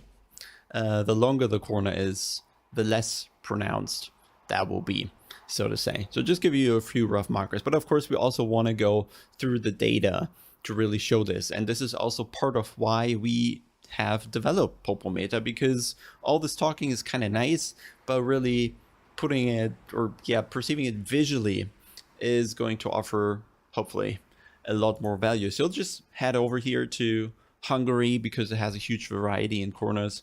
And I'm just trying to tell you where to actually look. We almost, for this one, we don't really need the pedal chart here, or also the steering is not really that important. What we're really looking for, let's zoom into corner 1 here, is what I mean by the slowest point in the corner. You can see here in the middle, up until this point, like something like 72 kilometers, the speed is going to come down. It either comes down from harsh braking, from trail braking, from very little trail braking, or from a slight coasting phase, which in this case is missing because we want to keep working the car. This is a thing that has happened since the patch 1.8. The cars don't really like coasting anymore. They have to be constantly worked. In a lot of corners, not all of them. So, and you can see where the slowest point now is here happening. It's just about still in, yeah, when the throttle is being pushed down. Okay, so there's the turbo lag, right? So the car still slows down while you're already on the throttle, just to explain that. And you can see over on the map that the slowest point is, yeah, well, somewhere here. And if we mark that, and if we kind of extend our tools here a bit even further, sorry, it's just loading that second, we can see, let's take the corner in the middle, and that's something like this. Maybe, and you can see the slowest point in the corner is still slightly before the middle of the corner. While the other thing that we're looking for, which is the apex, I'd say is at least slightly behind the middle here, right? There's probably, this is a corner where there's huge variety because the braking is really tricky. Sometimes you'll be on the inside a bit earlier, sometimes you'll stick to the inside a little longer, but more or less, because the corner still keeps going here, you're looking at a late apex, and because the speed is really low in the corner, like 70 kilometers, we want that late apex. We don't want the car to having to rotate too much on corner exit, so we're trying to get this car straightened up here and not need a lot of steering angle down here. Once we're in that acceleration phase, we really want the rear tires to be able to put all the power into the ground to speed the car up. That's why we tend to place the apex a tiny bit later. Let's move on here, and that's why Hungary is so great. We have a huge variety in corners, and in this corner as well, this is, as you can see, this is not perfectly 180 degrees. This is probably more like 170, 175, I don't know exactly, which is kind of yeah, falls nicely into place with what I've said earlier, that the longer the corner is, the closer it gets to 180 degrees, the more likely a double apex becomes. And in this corner, in fact, you can do those two lines. You can do a double apex, which would mean you'll be on the inside of the corner here, then you go a tiny bit wide here, and then you come back to the inside for a second apex. The interesting part here really is, and I haven't painted it that nice. Let's assume you're in the inside here. Let me get the cursor over here. You're on the inside here, and we probably should also jump to that point in the data. That is much better. Can I recreate it now? Not too shabby, not too shabby. That once we're in that corner now, there is this first apex here on the inside, for example. But you can see the car is we're still on the brakes here. We're still slowing down up until the middle of the corner here, where I painted the second marker, where now our slow speed is going to be in a slightly wider position than where the apexes are going to be in relation to the curb. And then we're starting to accelerate from the slow point. You can see the car is fighting for grip here. The driver, in this case me, didn't nail it exactly, so there's a bit of a hesitation there. But then bring the car back to the inside, go through the second apex there, where again you're trying to get the car as straight as possible on the exit to really have the traction. If you still have to rotate a lot and need a lot of turning angle, the car is most likely going to start to understeer, and at some point the rear will snap. So it's important to allow the car to really accelerate by turning the car earlier, get the rotation done in the corner, and it helps massively if you run slightly wide in the middle of the corner. You can see the gap on the inside here. Let me remove the markers. The gap on the inside here is never really large. We're always somewhat stuck to the inside, but not entirely. We only really get completely tight almost onto that curb on the very end. In this case, it worked out as a single apex, but you can just the same way do it as a double apex. Could as well just be my braking being pretty out of line here. There will be laps where this is certainly a double apex, but you can tell this corner, as it's still within that range of not being 180 degree, not being longer than that, there's this variation in possible lines. The important thing is we have the apexes and where the slow speed point in the corner is. Let's move a little further. There are at least a couple more corners that we can take a look at. Here's the very fast left-hander, and you can tell this is below 90 degrees. So what I said kind of comes into play here, that the apex is pretty much right in the middle of the corner, and also the slowest point in the corner is very close to that. Then this is another very long corner, another very weirdly shaped corner, another something like 160 degrees maybe, I don't know exactly again. And you see the same pattern here. Plus there's some banking going on where we have the tightest point in the corner definitely near the exit and the slowest point in the corner somewhere in the middle. These are the things that you want to take away here. Where are the apexes? Where are the slowest points in the corner? Then we go a little further again to 90-degree corners, which, yeah, kind of tells the story. Well, not exactly 90, but somewhat apex in the middle. In this case, the slowest point is a bit before because we want to lift up the front, get over that curb. But then the next corner is here again. I think this is another important takeaway where to place the cars. The more connected the corners are, the more depending on one another they are.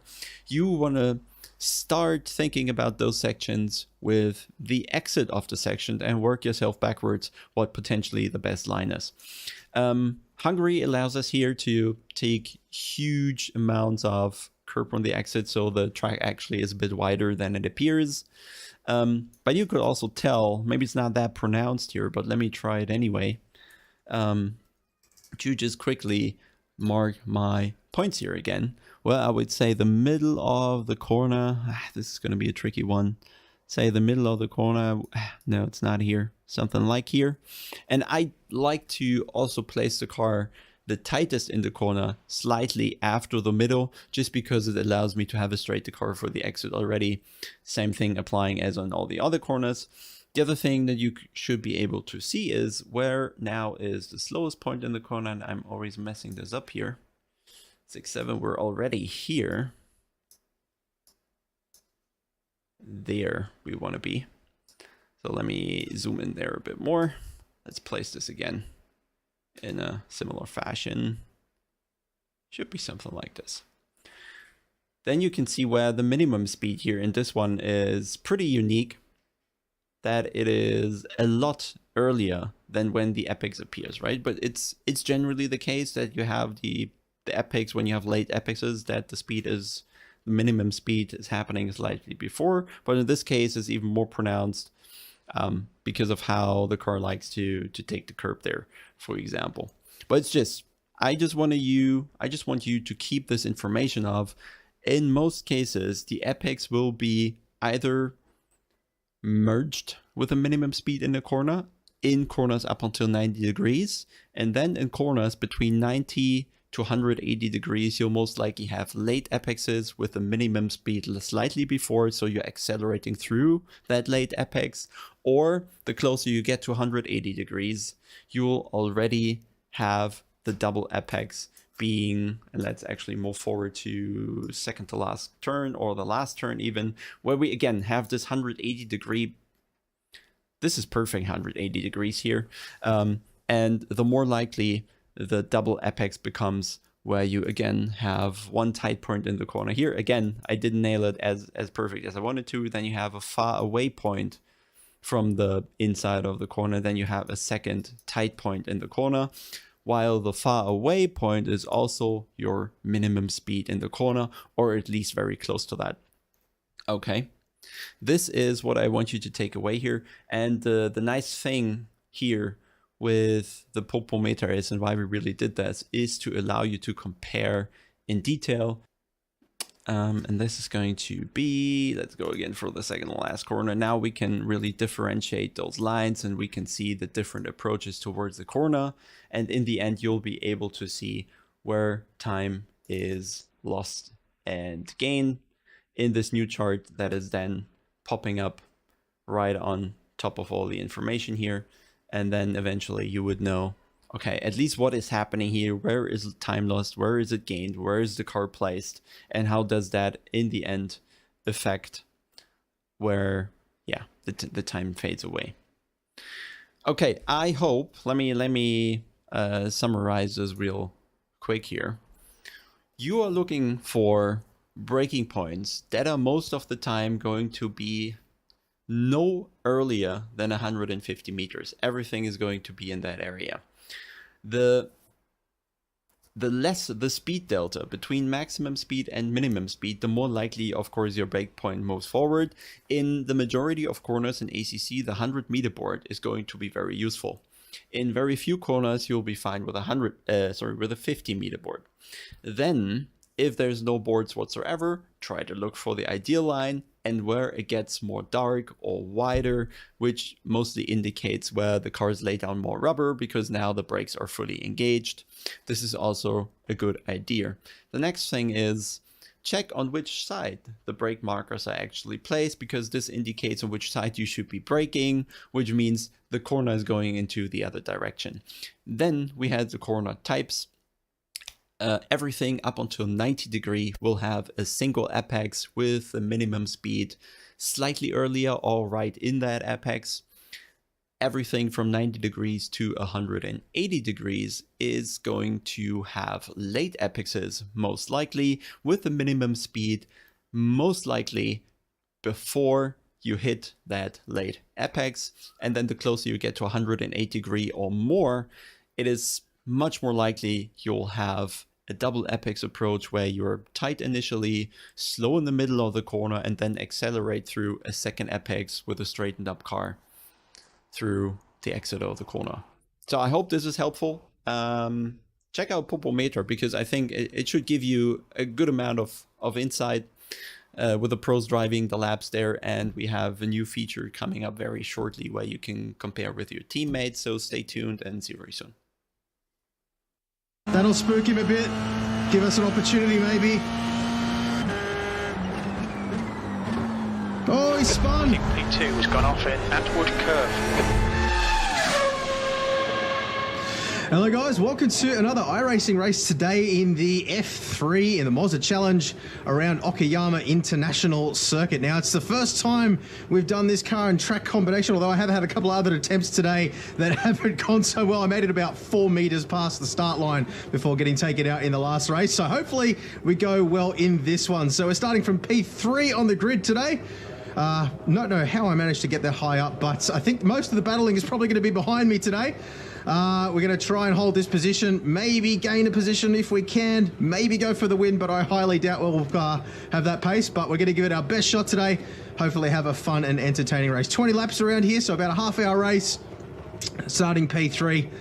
Let's see what we can do now. A big thank you to Mazda Racing as well for sponsoring today's video. They tell me they do now have US stock again on hand. So if you're interested in picking up some Mazda gear, check the links down in the description below. And a big thank you to them for sponsoring today's video. So let's see what we can do, guys. 20. All right, clutch in. P3. Okay, well, try not to screw this up. The lights. Go. Decent getaway. Good. Okay, we're alive.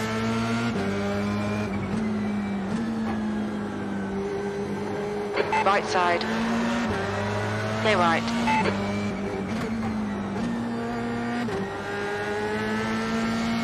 Gotta be so careful on cold tyres. Lost one position, but I'll take that.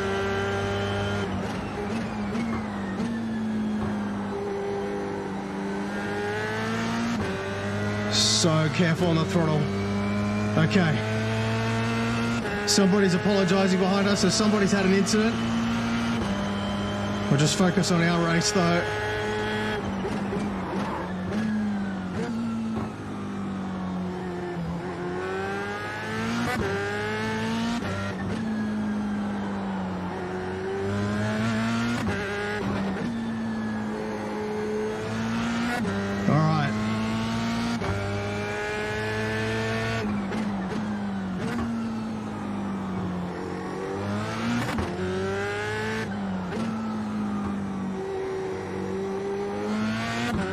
little out of shape there, but we're okay.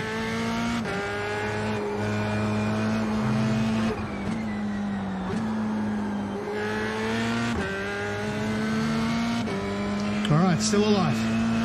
We survived lap 1. That's better than we've done so far today. Okay, Will, don't think about the lap times. Just hit each and Tire's every still a apex. little cold. P4.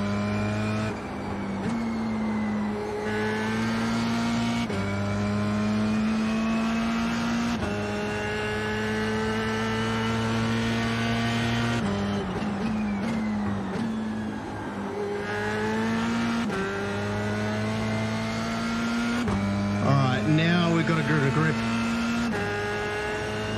The first couple of laps always scare me in this car.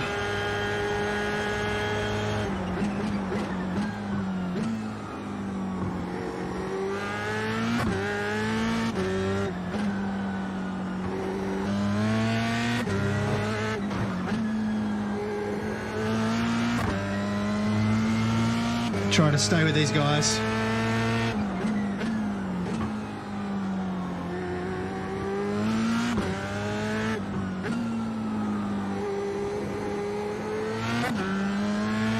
They're holding each other up a bit, which suits me just fine.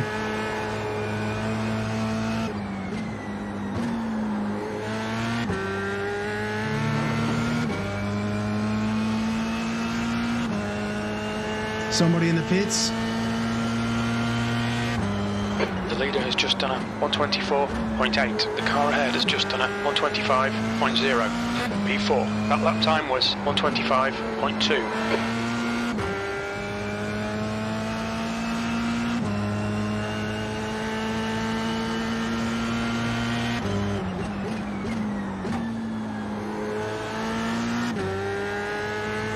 Lose so much time in that corner if you don't get it right. What's happened behind? We've lost a bit of ground.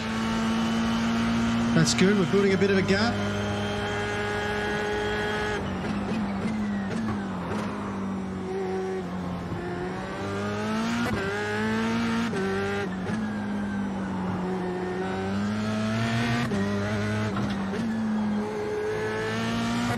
The gap to Van Dam in front is now 0.7.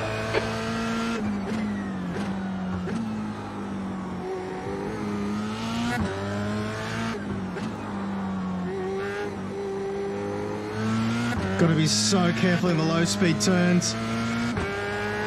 High downforce car. No downforce in those slow speed corners though.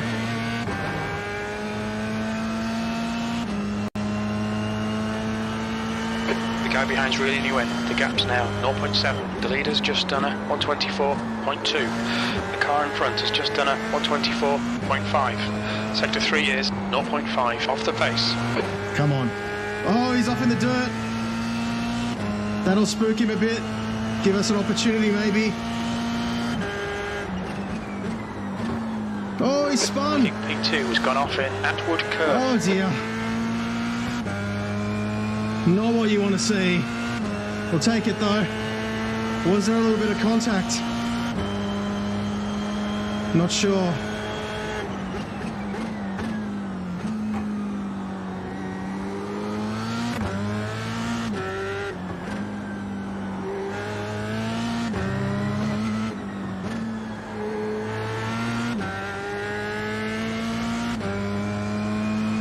We think P6 has gone off in Piper.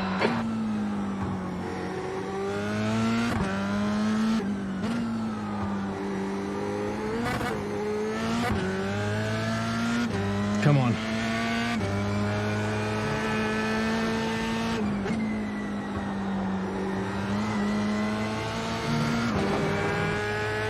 I think Pascal's probably going to run away now.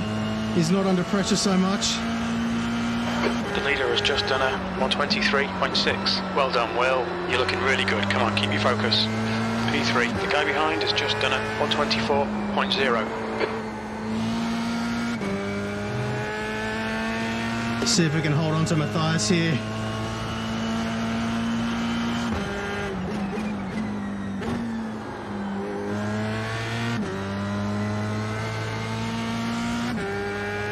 He is picking up the pace a bit though.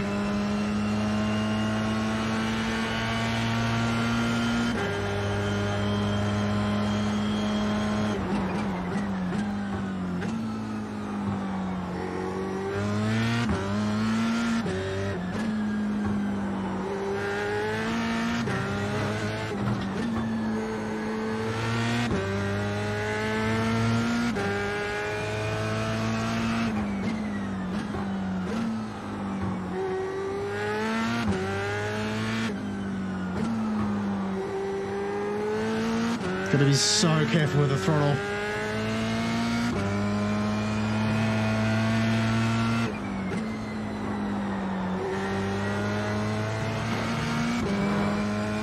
.2 gap still. 1.1 behind. Fastest lap for Van Dam, 123.5. The guy behind has just done a 123.6. Guy behind's faster. The gap behind is now 1.0.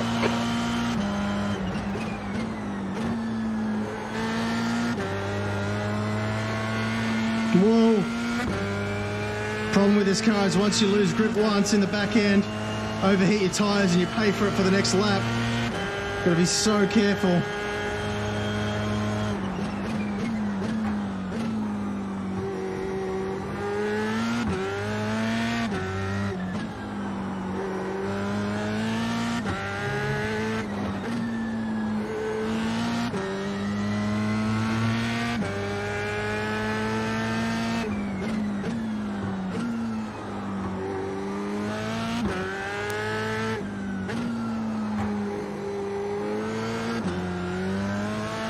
Short shifter, keep the back end in check.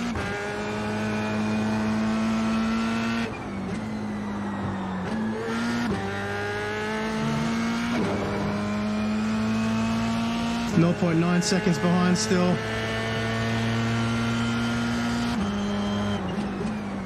Sectors 1 and 2 are a tenth down. Sector 3 time is quick.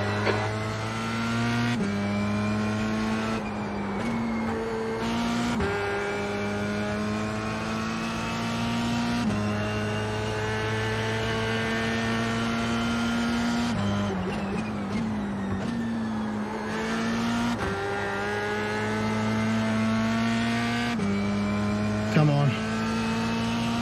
0.8 behind still.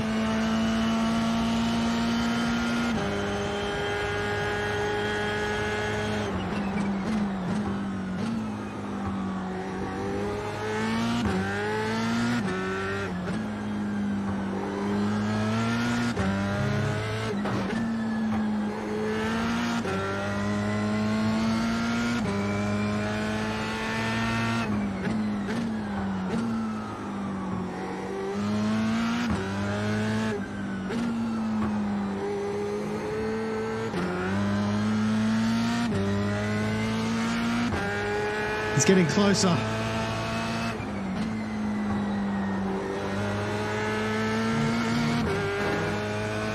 .8 still. Okay. Woo. Your lap time was at 123.4. That might be my PB. Nothing like a little bit of pressure to hurry you up.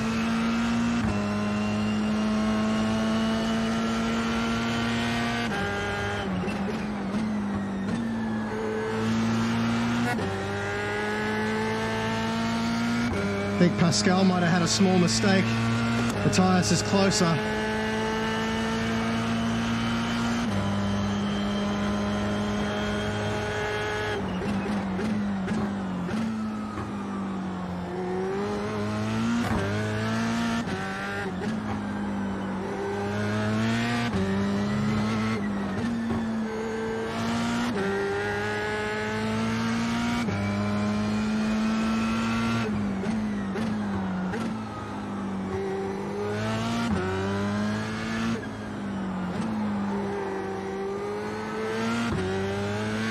Keep it smooth.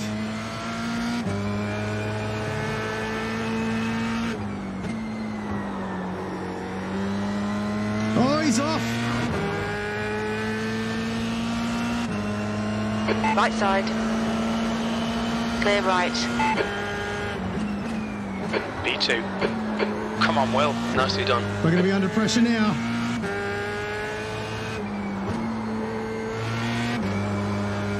Oh, little slide. The gap to Van Dam behind is now 0.2.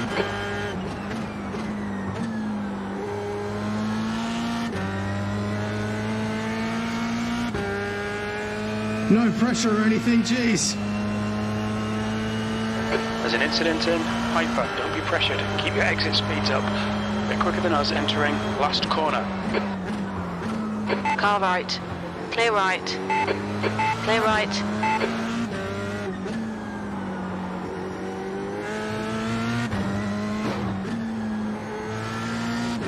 Don't want to lose touch with the leader. 2.1 seconds.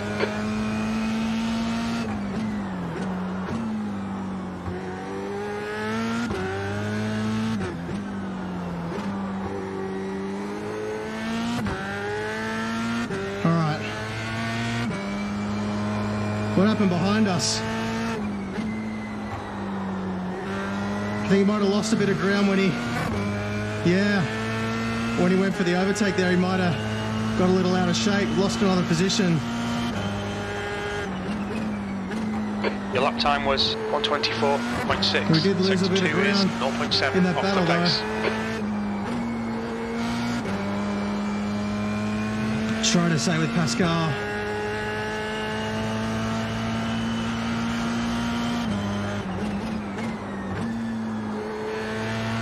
New fastest lap for Lee, 1:23.2. Well, those two are battling each other. They're going to hold each other up, which is great for us. 1.5 second gap now.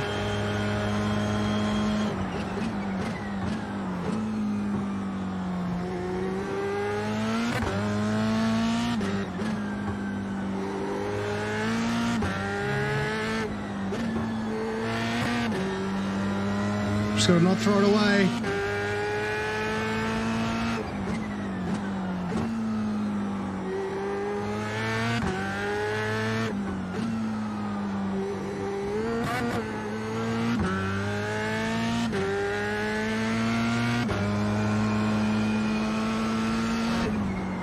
Oh, a little wheel on the grass there. Didn't lose too much time. Can't afford to do that again though. Matthias is back behind me again.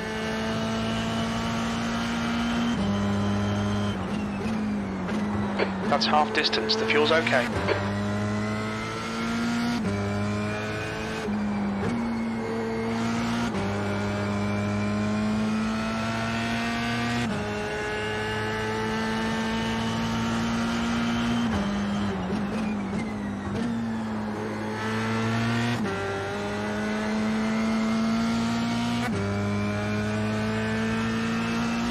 One second gap again, 2 seconds in front. Cannot afford any mistakes.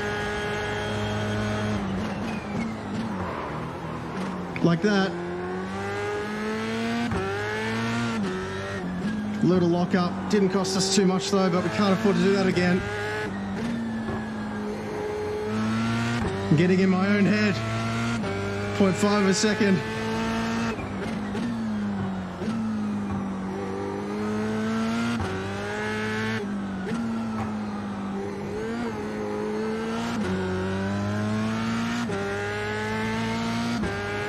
Sloppy lap.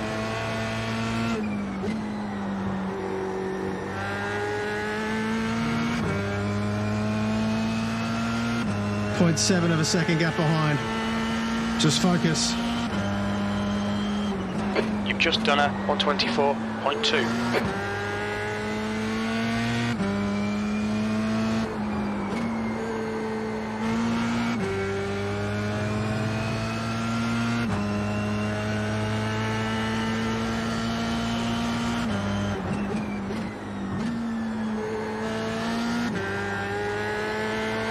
P2. A little out of shape there. Okay, Will. Hold your nerve. Just keep it smooth. No mistakes. He's quicker than you into Atwood Curve.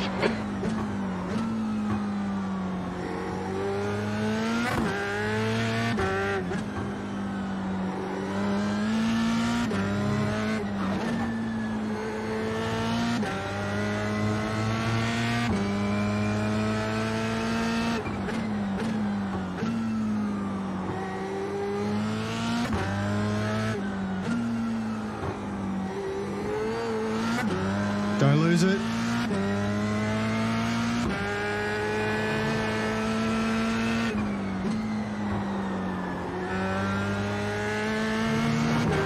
Come on.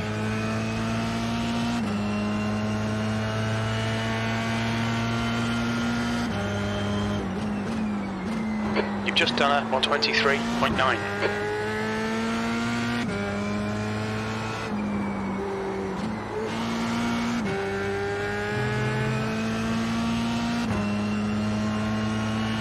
So much concentration.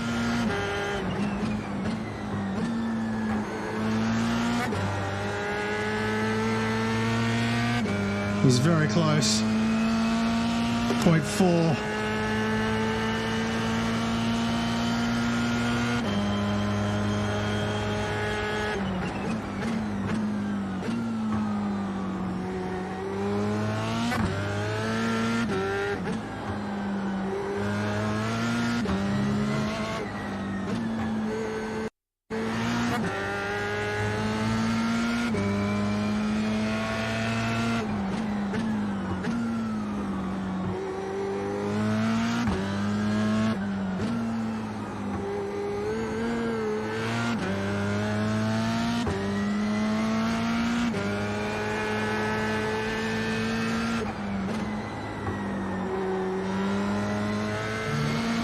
He's still under pressure from Federico though, which helps.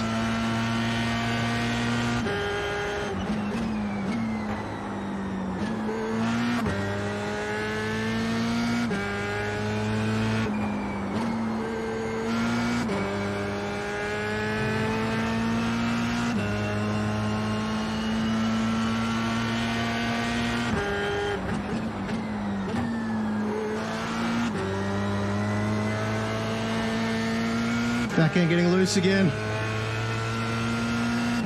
Half-second gap.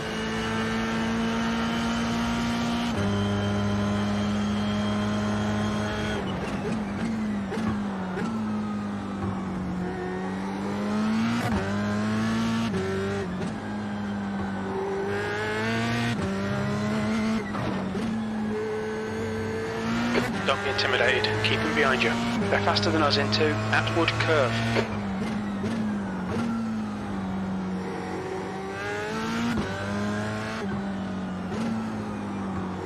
Looks like the leader's binned it in. No! Hobbs.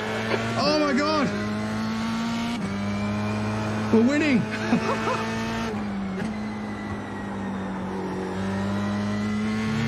Oh boy, no pressure. No way! There's an incident in Williams. Keep doing what you're doing. This is spot on. Yellow flag, good consistency. Keep them coming. You're in the lead.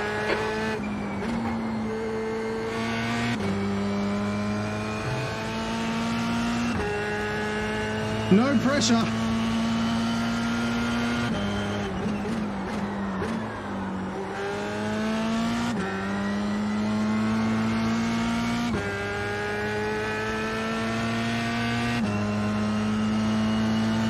The gap to Van Dam behind is now We've got some back 0.5. markers coming up.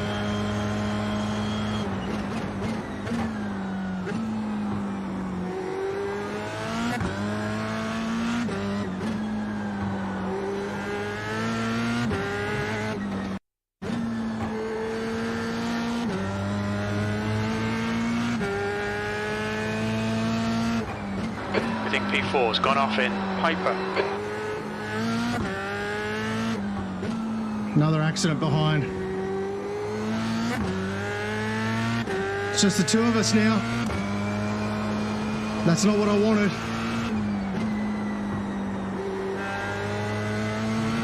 He's not under any pressure from behind now, it's just the two of us. With a 2.5 second gap behind.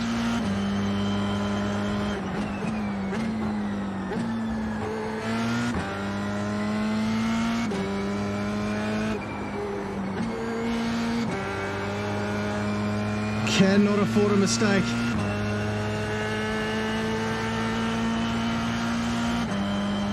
New fastest lap for Lee, 123.2. Oh, he's a little out of shape there. Saw him sliding in my mirrors. Only 4 more laps to go.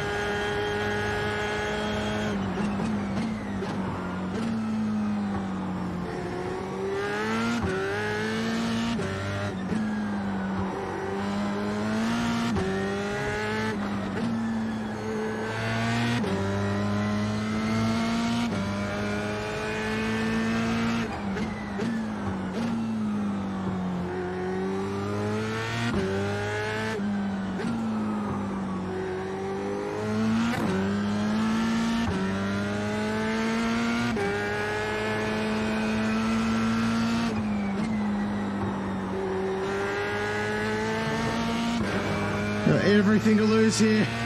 Good, he's getting out of the way. Thank you.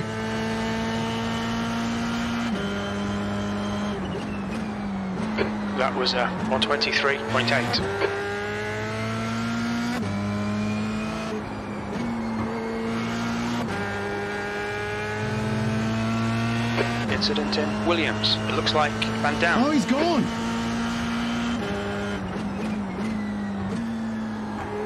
He's lost it.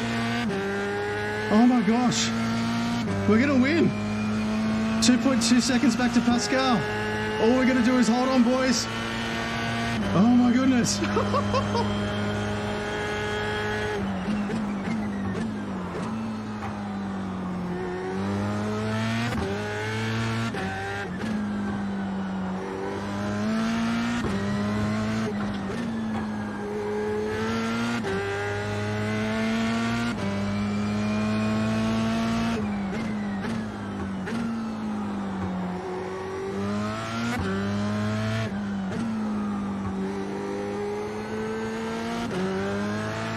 Maximum concentration.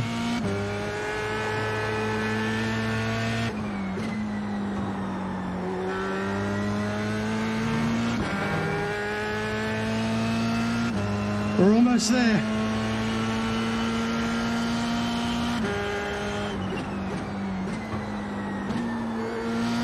The guy behind has just done a 123.4. He's quick.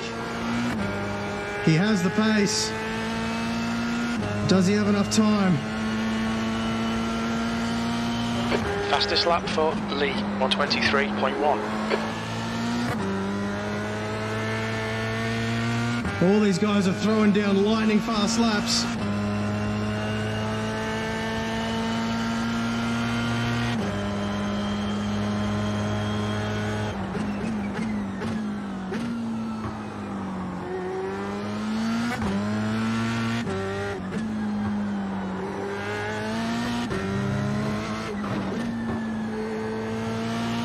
The gap behind is now 1.7. You're leading.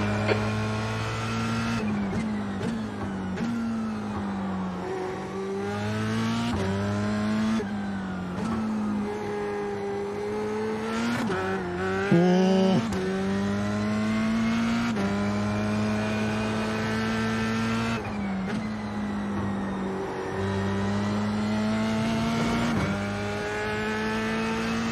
.7 still, we're maintaining the gap. 2 more to go. Come on, Will. 2 to go. Stay focused. We can win this. No. The steering wheel messed up. I've been having issues with the USB hub for a couple of days. It just glitched out, but my shifters are back now. Imagine that. I couldn't shift for a second there, but it came back. It's the USB hub has been mucking up. Running out of bandwidth. Anyway, we need to focus here.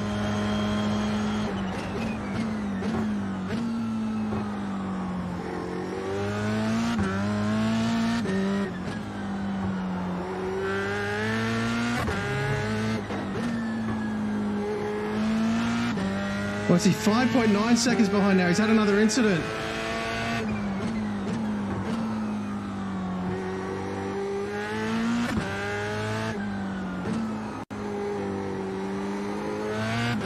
Thank you.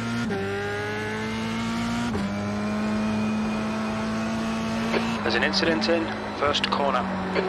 That's not what I want to hear. All right, final lap. The screen on my wheels all garbled from the USB hub mucking up, but... One more lap, your P1. That lap was just take it easy now, we've got a decent gap behind us. No need to take any risks, 6-second gap. Woo.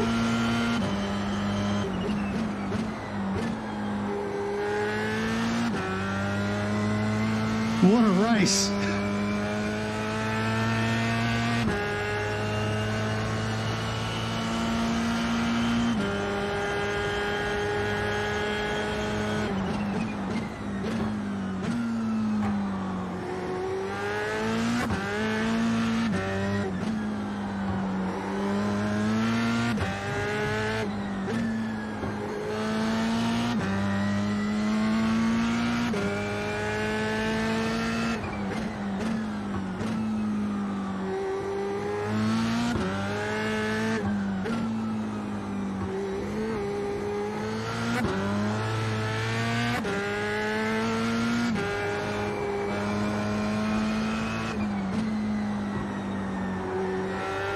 Oh yeah! Yes! Yeah! What a race! Oh man, well there was some misfortune around us. Nice one, Will. Great win. But we You deserved that capitalised. today. We didn't make any mistakes. We almost lost our steering wheel there with the USB hub mucking up, but managed to hold it together. That was an excellent race. That was one of the best I've had, I think. Absolutely awesome. I really hope you guys enjoyed that as well. Let's jump in now, have a look at the replay, have a look at some of those incidents and see how things played out. Yeah! Woohoo! All right, let's have a look at how this played out. Got a decent launch. There wasn't the best launch, but you'll notice the car behind me ended up starting from the pits, which was probably a sensible thing to do. Side by side through turn one. So we did end up conceding one position there, but I was kind of happy to let that go, just take it easy, find my pace. So lap 4, this was the leader and second place. Oh, a little tap there in the back end was all it took to spin him around. That's a shame. So then end of lap 8, this is where we got past Matthias coming through the last turn. He got a little out of shape there, out onto the gravel. Completely destroyed his exit speed. And it was good of him to get off the racing line there as well with the slower speed there and make sure that he wasn't getting in people's way. He didn't have to do that. He could have made it difficult. But he did stay pretty close to my backside for the next couple of laps after this. Let's just follow this through a little bit. He did, I don't know whether it was this same lap at the end of the back straight, he took a bit of a dive. I remember having to sort of get out of it. I remember I turned in and I got the call that he was on the right and I kind of twitched out to the left. Let's see if that was this lap. He's got a decent run on me here.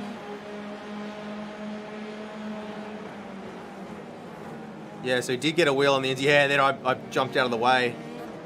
And then he ended up losing that position as well. So let's see how that played out. Oh, he just had to slow up too much there on the exit. An unfortunate lap there. But I got to say at the same time, that was quality driving there to stay out of trouble, not cause any mischief. And yeah, he could have very easily made life a lot harder for everybody else involved there. So yeah. So then the next lap, this was Matthias again getting back past Federico. So same move that he tried to do on me. A little bit further up this time though, and snuck it down the inside nice. A little bit of a lock up on the apex, but still pulled it up. Nice clean move. So then lap 14, this is where Pascal from the lead, and he had a pretty healthy lead by this stage. Made a little mistake. It's so easily done on this corner. I've looped it there at least 5 times in practice and once in a race as well. So yeah, it's such an easy mistake to make. Really unfortunate for him though. So lap 15 now in the battle for first position. There's me in front with Matthias and Federico, and oh, just locked it up. Spun it around there. He did well to keep it out of the wall, but that put him out of contention, unfortunately. And then Matthias behind me ended up having another incident as well. So let's have a look at that one. So lap 17, At this point, he was still in with a very good chance of the win. But little wheel on the grass there, and so easily done. And that was pretty much race over. From there, it was a pretty easy win. Let's have a look at the results. All right, so second split, strength of field 1587, so a little bit lower than I thought actually, which is probably why we were so close to the front. Plus 88 on our I rating after a couple of nasty hits in the races beforehand. I think I lost about 150 points in the races beforehand, but good to claw back a little bit there. Plus 24 on our safety rating, pretty much back to where we were when we started the week. Now, in terms of incident points and stuff like that, we had 0 incident points, completely clean race for us. Scrolling down here, the worst was Adrian with 12 incident points, closely followed by Nils Hamilton, who had 11 incident points. But in terms of raw pace here, how did we go? So my average pace is 124.447, quite a bit quicker than anybody else there with those incidents. But best lap,